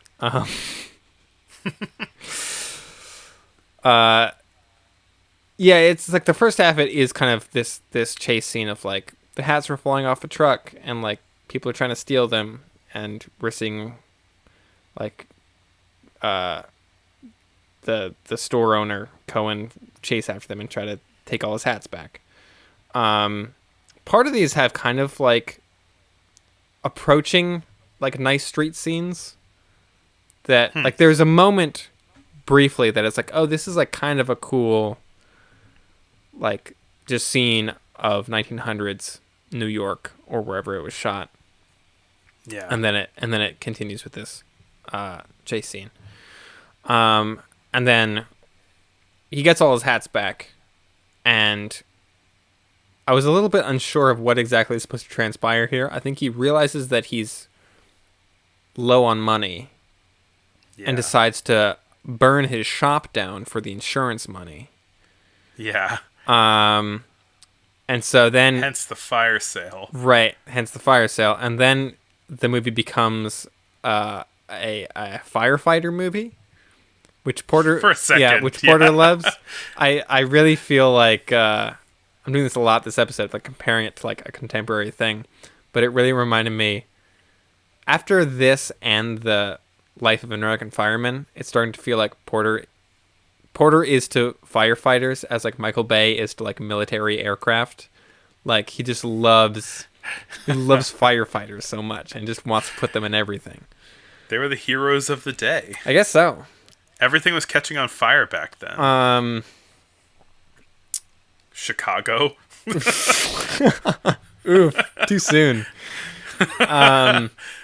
But so then he puts a new sign up saying fire sale. You know, might be burnt or water damaged. Yeah, and then the hats is super popular again. Yeah, and then we get another kind of portrait ending of him and his wife. Yeah, I guess where you can where the anti-Semitism really comes out strong. Yeah, at the beginning I was like, I can't tell if this guy just naturally has a big nose and they hired him for that, or if it's a prosthetic nose. And that ending made me go, oh yes, this is a prosthetic big nose. And they're and they're gonna try to make jokes out of it, and it is not fun, and it is very gross. And I mean, yeah. So this movie is, I mean, the thing is that it's not like directly hateful, but it's indulging in stereotypes, bad stereotypes. Yeah, exactly. Where, it's because you're not supposed to hate him. But you're just supposed to go, look at that Jew, you know. Yeah. That's the thing. Yeah, it is like I hate to excuse racism as like, no, but it's like they were just trying to be fun, and it's like, no, but that's terrible. Yeah, it does not reflect well on Porter, who co-directed this with McCutcheon, who's sort of his big collaborator at this point. Most of his movies are collaborations with McCutcheon. Yeah. In this year, he started doing more with J. Searle Dolly, and Yeah. I think McCutcheon splits pretty soon, and Porter starts working with Dolly more afterward. So speaking of Porter and McCutcheon movies that are really horrifically just misguided, I guess. I don't even know what to say about this next one. I think we need to talk about the teddy bears. Okay. You told me how awful this movie is, but I loved it. I mean, it's crazy. It's very crazy. It's wild. But it's like, it's so much more like dark and like just, yeah. I hate to, do a lot of swears on here, but it's just way more like fucked up than I ever expected it to be. It goes to places where I'm just like, what is happening? Here's the thing. I don't think it's even trying to be. No, me neither. It feels so. I think the intention is so innocent. It's trying to be like this fun, like Goldilocks story, and it ends up being horrifying and just like, oh my god, what am I looking at? So I wanna give the audience the reveal of what is happening here. Because if I were to give the cliff notes of what this movie is, it might ruin this wild twist. But anyway, it starts as like roughly a Goldilocks movie. Yeah. There are some bears, and that's another theme of this year is anthropomorphic animal costumes in really scary animal costumes. Because the bears have really sharp teeth and weird beady eyes. At least bears are known for sharp teeth and beady eyes. Yeah, they look like they're just covered in plaque. No, it's true. It's not great, but at least it at least is consistent with what we think of as bears. Whereas pigs aren't known for their needle teeth and long tongues. Yeah. So they're anthropomorphic bears, people in bear costumes. They are playing around for a bit. It's a mama bear, a papa bear, and a baby bear. They leave the house, and then all of a sudden a Goldilocks appears, as happens when bears leave their houses. She is always brown-haired. Yeah. Just whenever hibernation season ends, Goldilocks has come into the caves. Yeah. It's the cycle of life. Except her hair's brown, so I don't understand why they made a brown-haired person. I mean, Goldilocks, she's never name-checked as Goldilocks. It's just like a Goldilocks type. Yeah, that's actually. I was reading a little bit about Goldilocks and the Three Bears after I watched this because I was a little shocked at the places that it went. Right, I was like, this isn't actually part of the Goldilocks story, is it? Yeah. And so I guess it's not always a golden locked girl, even though that's like always the way that I heard the story. And it's not even always a bear nuclear family. It's sometimes three bachelor bears, as Wikipedia put it. Those bachelor bears. I guess actually three bachelor bears living together means something certainly different than what they were intending. But anyway, she walks into the house, and it has a sign in the house. The only text in the movie is just a sign in the bear's house that says, "God bless our home," which I just feel like is a really funny thing to be in a house of bears. It's a funny thing to be in a house of bears, and it also makes the like dark ending way darker, I think. Oh, we're hyping this up. So you're like, okay, it's a Goldilocks thing.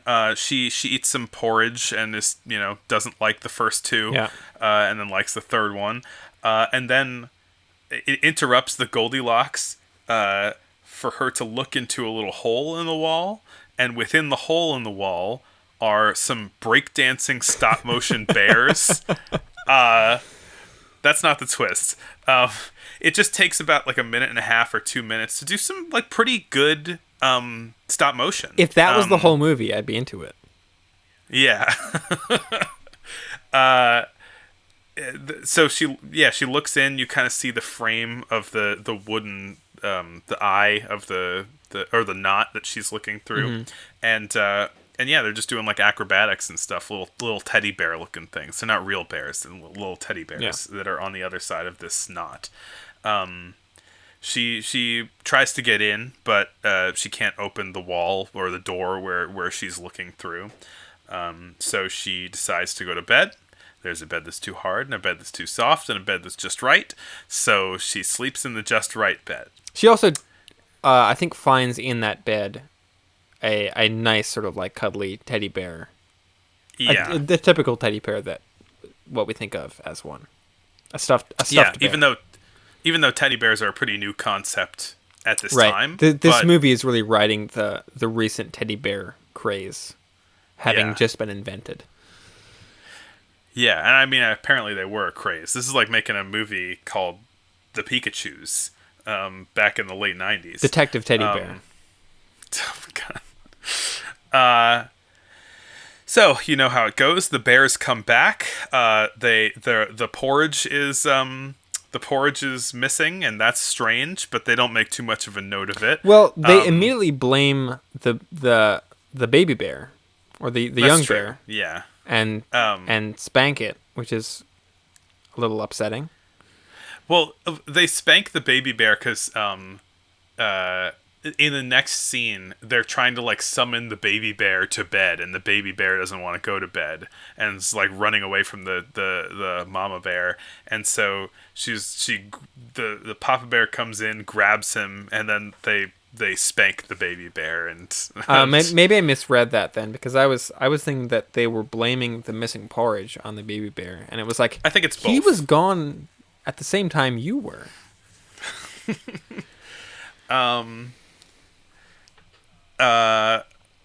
So they head off to bed. They put on nightgowns, and the papa bear wears glasses because they're anthropomorphic. They're Peruvian bears.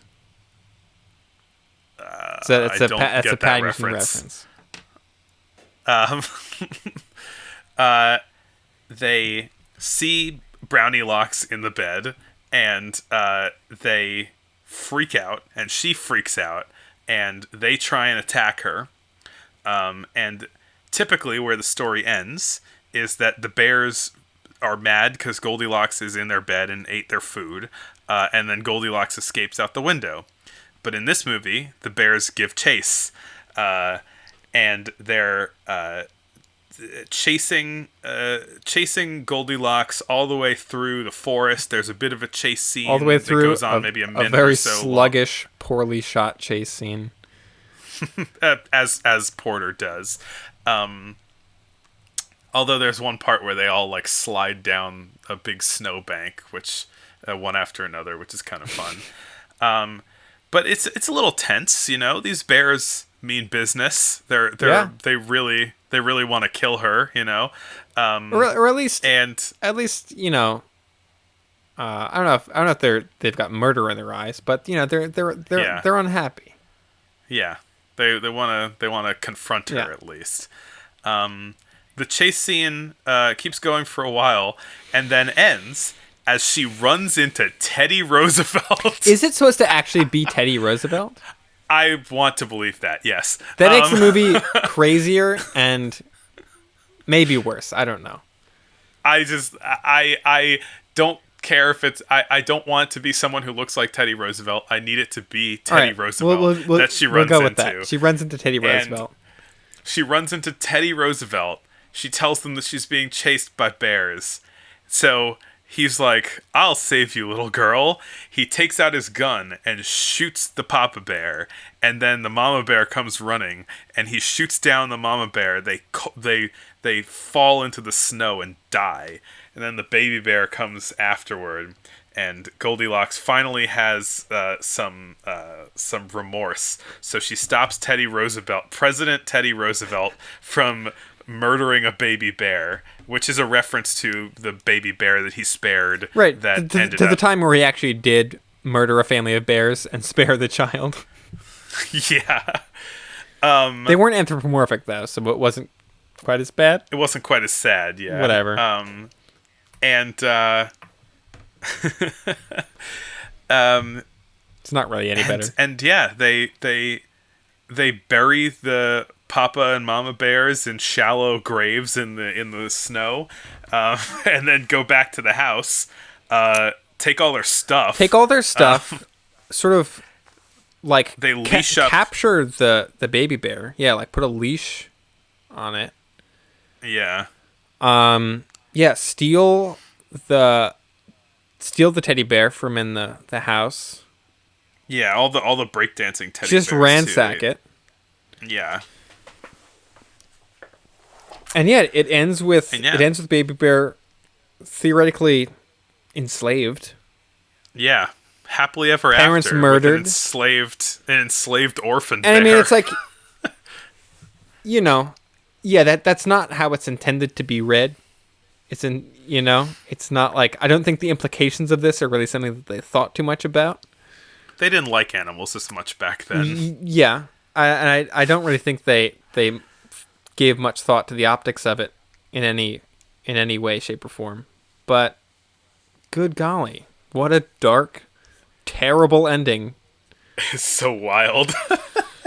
I hated this movie. I'm not gonna lie. I loved it. This might be the first movie that I've watched for this podcast that I legitimately hated.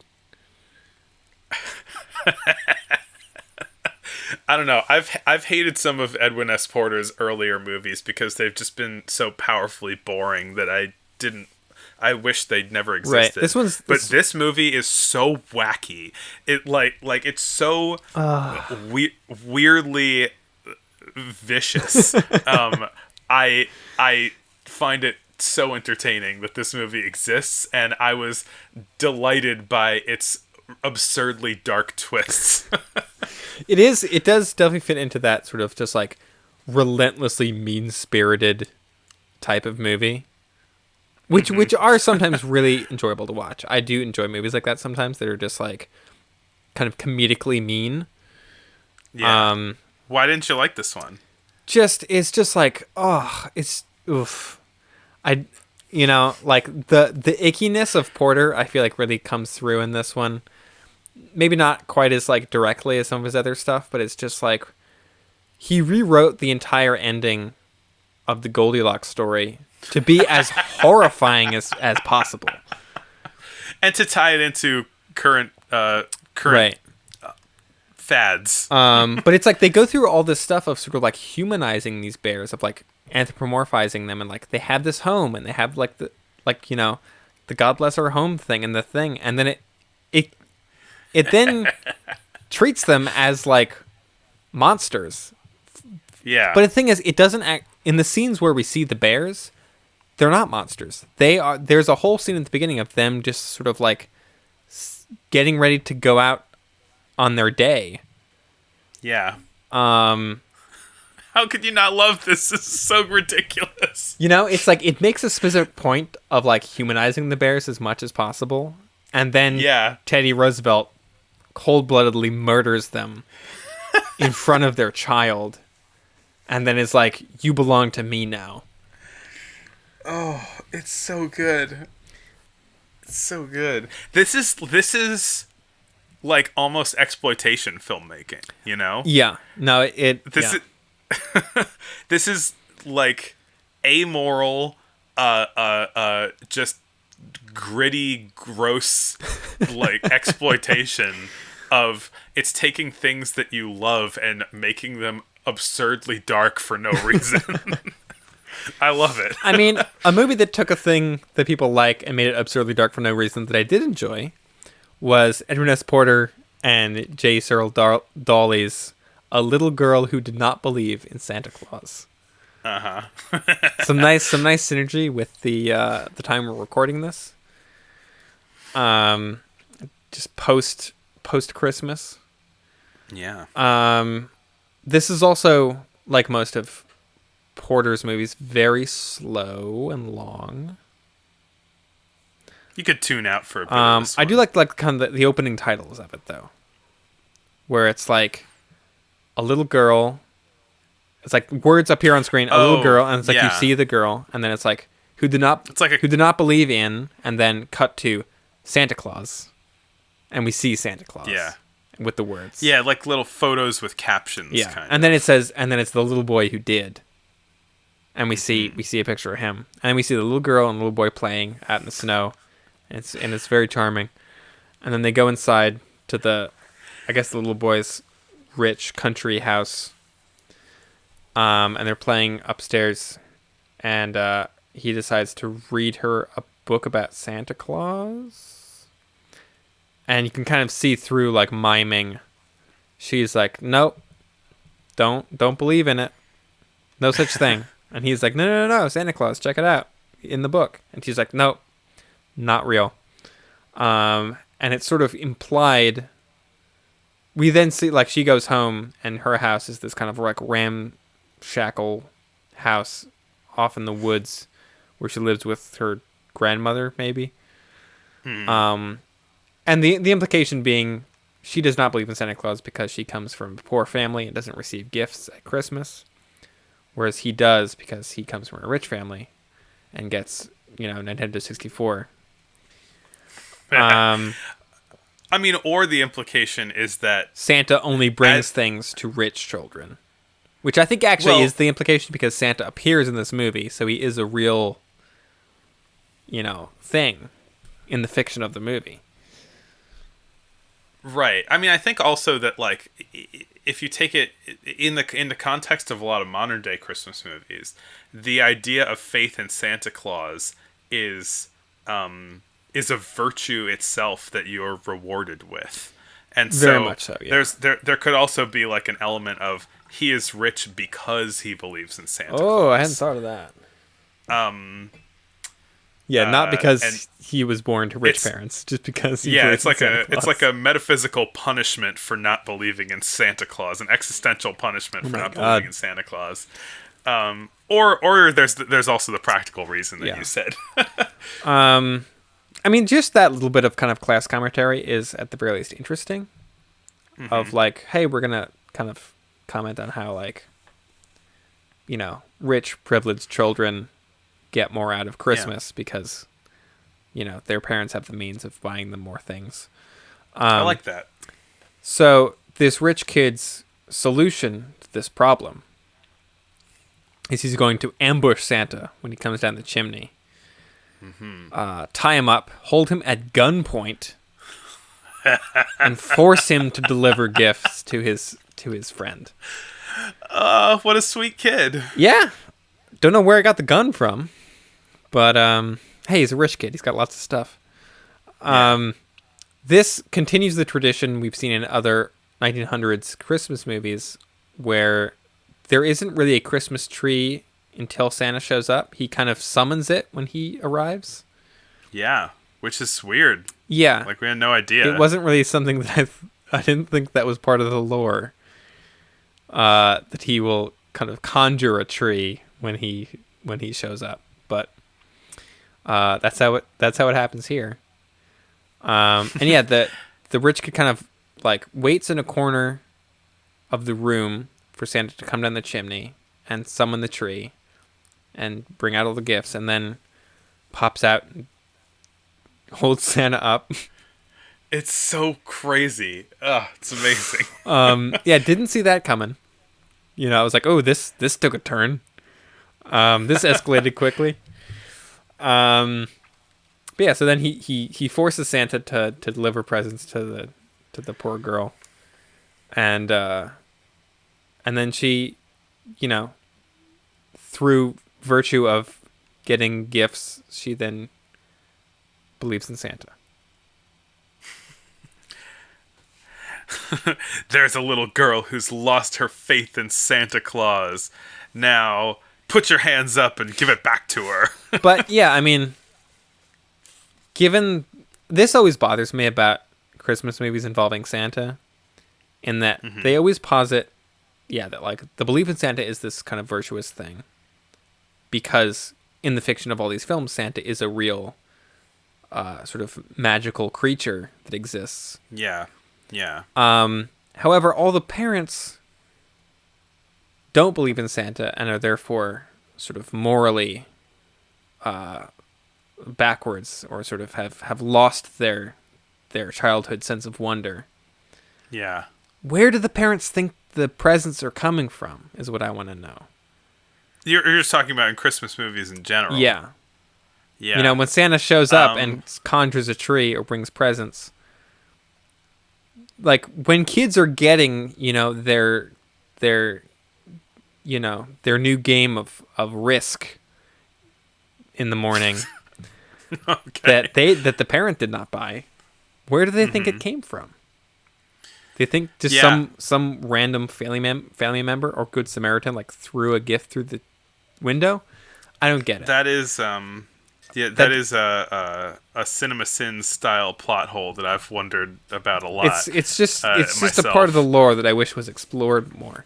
Well, I think the tree makes that even more pronounced. I was thinking about this, and it seems like maybe the reason they switched from Santa bringing the whole tree and the presents in the popular lore to Santa just bringing the presents is that it's a lot easier to just put presents under a tree late one night than to put a whole tree up and presents. Very true.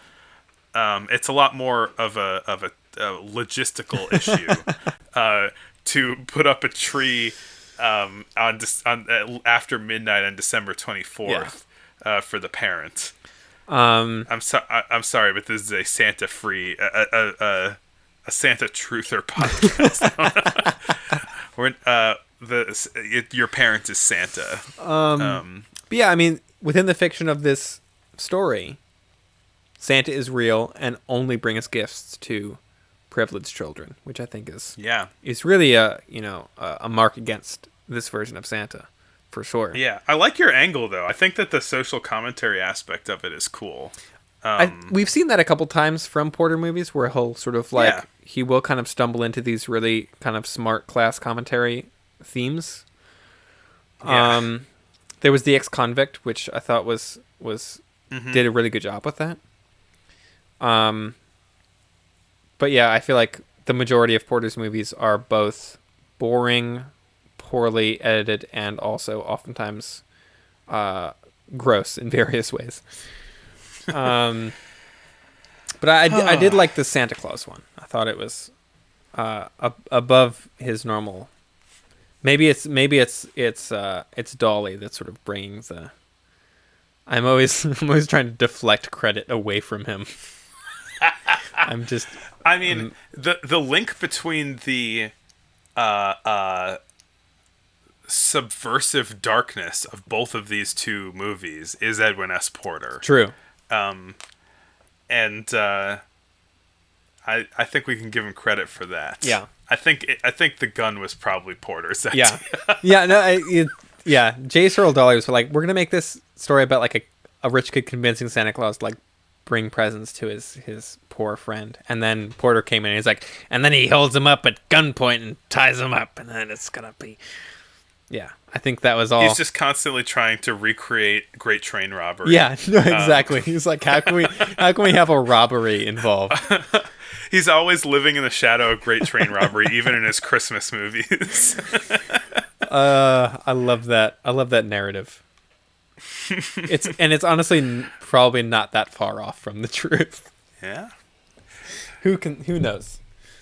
Unfortunately, we're 113 years away from knowing that it's personally.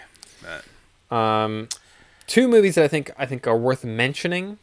Honorable mentions. Honorable mentions, because of their historical significance, are The Prodigal Son, directed by Michel Carré, which is a lost film, I think. I couldn't find it anywhere.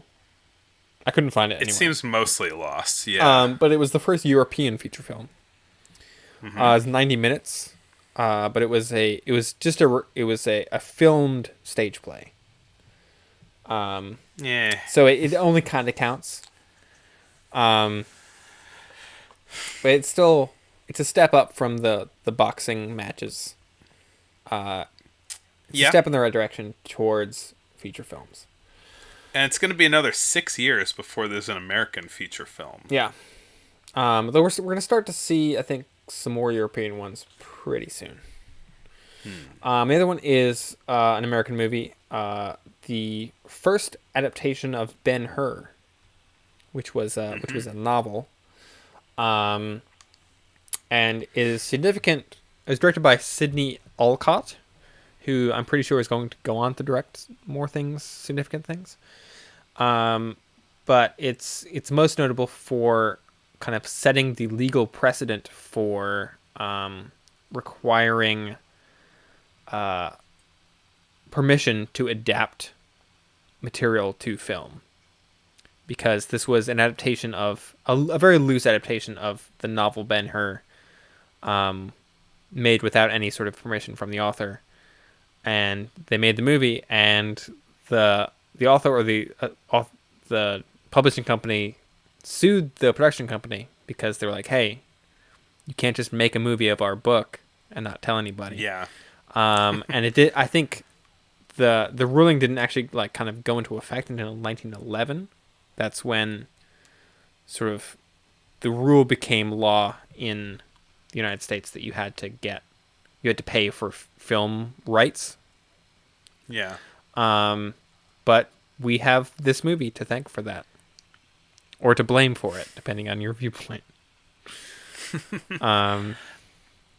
The actual blame. The actual movie itself is nothing really that special. I mean, there's like the super famous, I think 1950s Ben-Hur movie with like a crazy chariot race and all this stuff. This one does not really have a lot of that spectacle.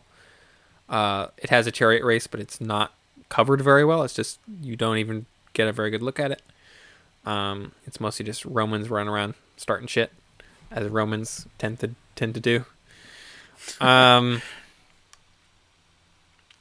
Yeah, I think that's about it. Yeah, that's it for me too.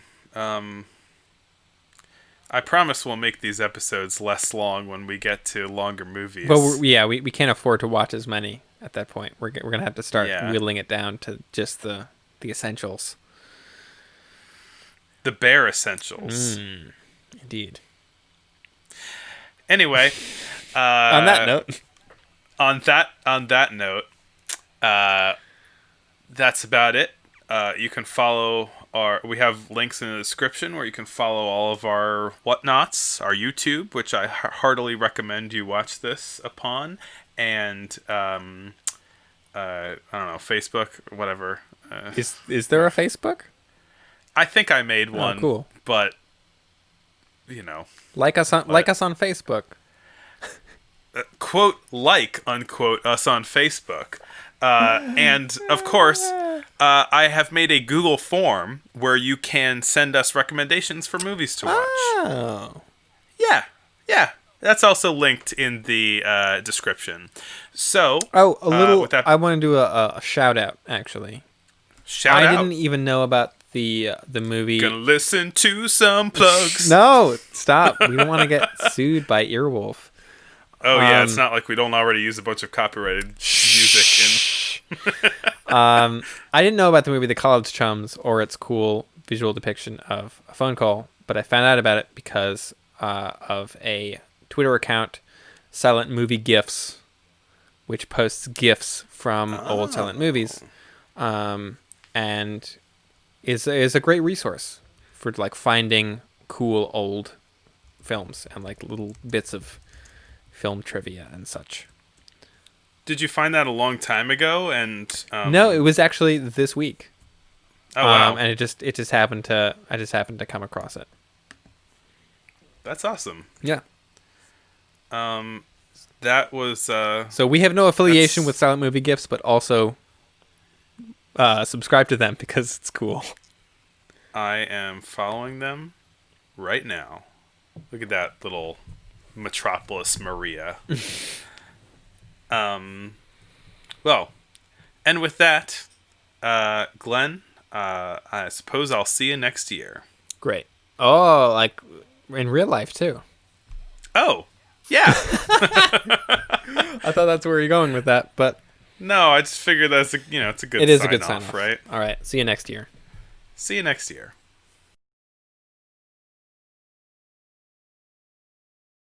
The Peking to Paris automobile race commences. The winner, Italian oh boy. Spaghetti bolognese.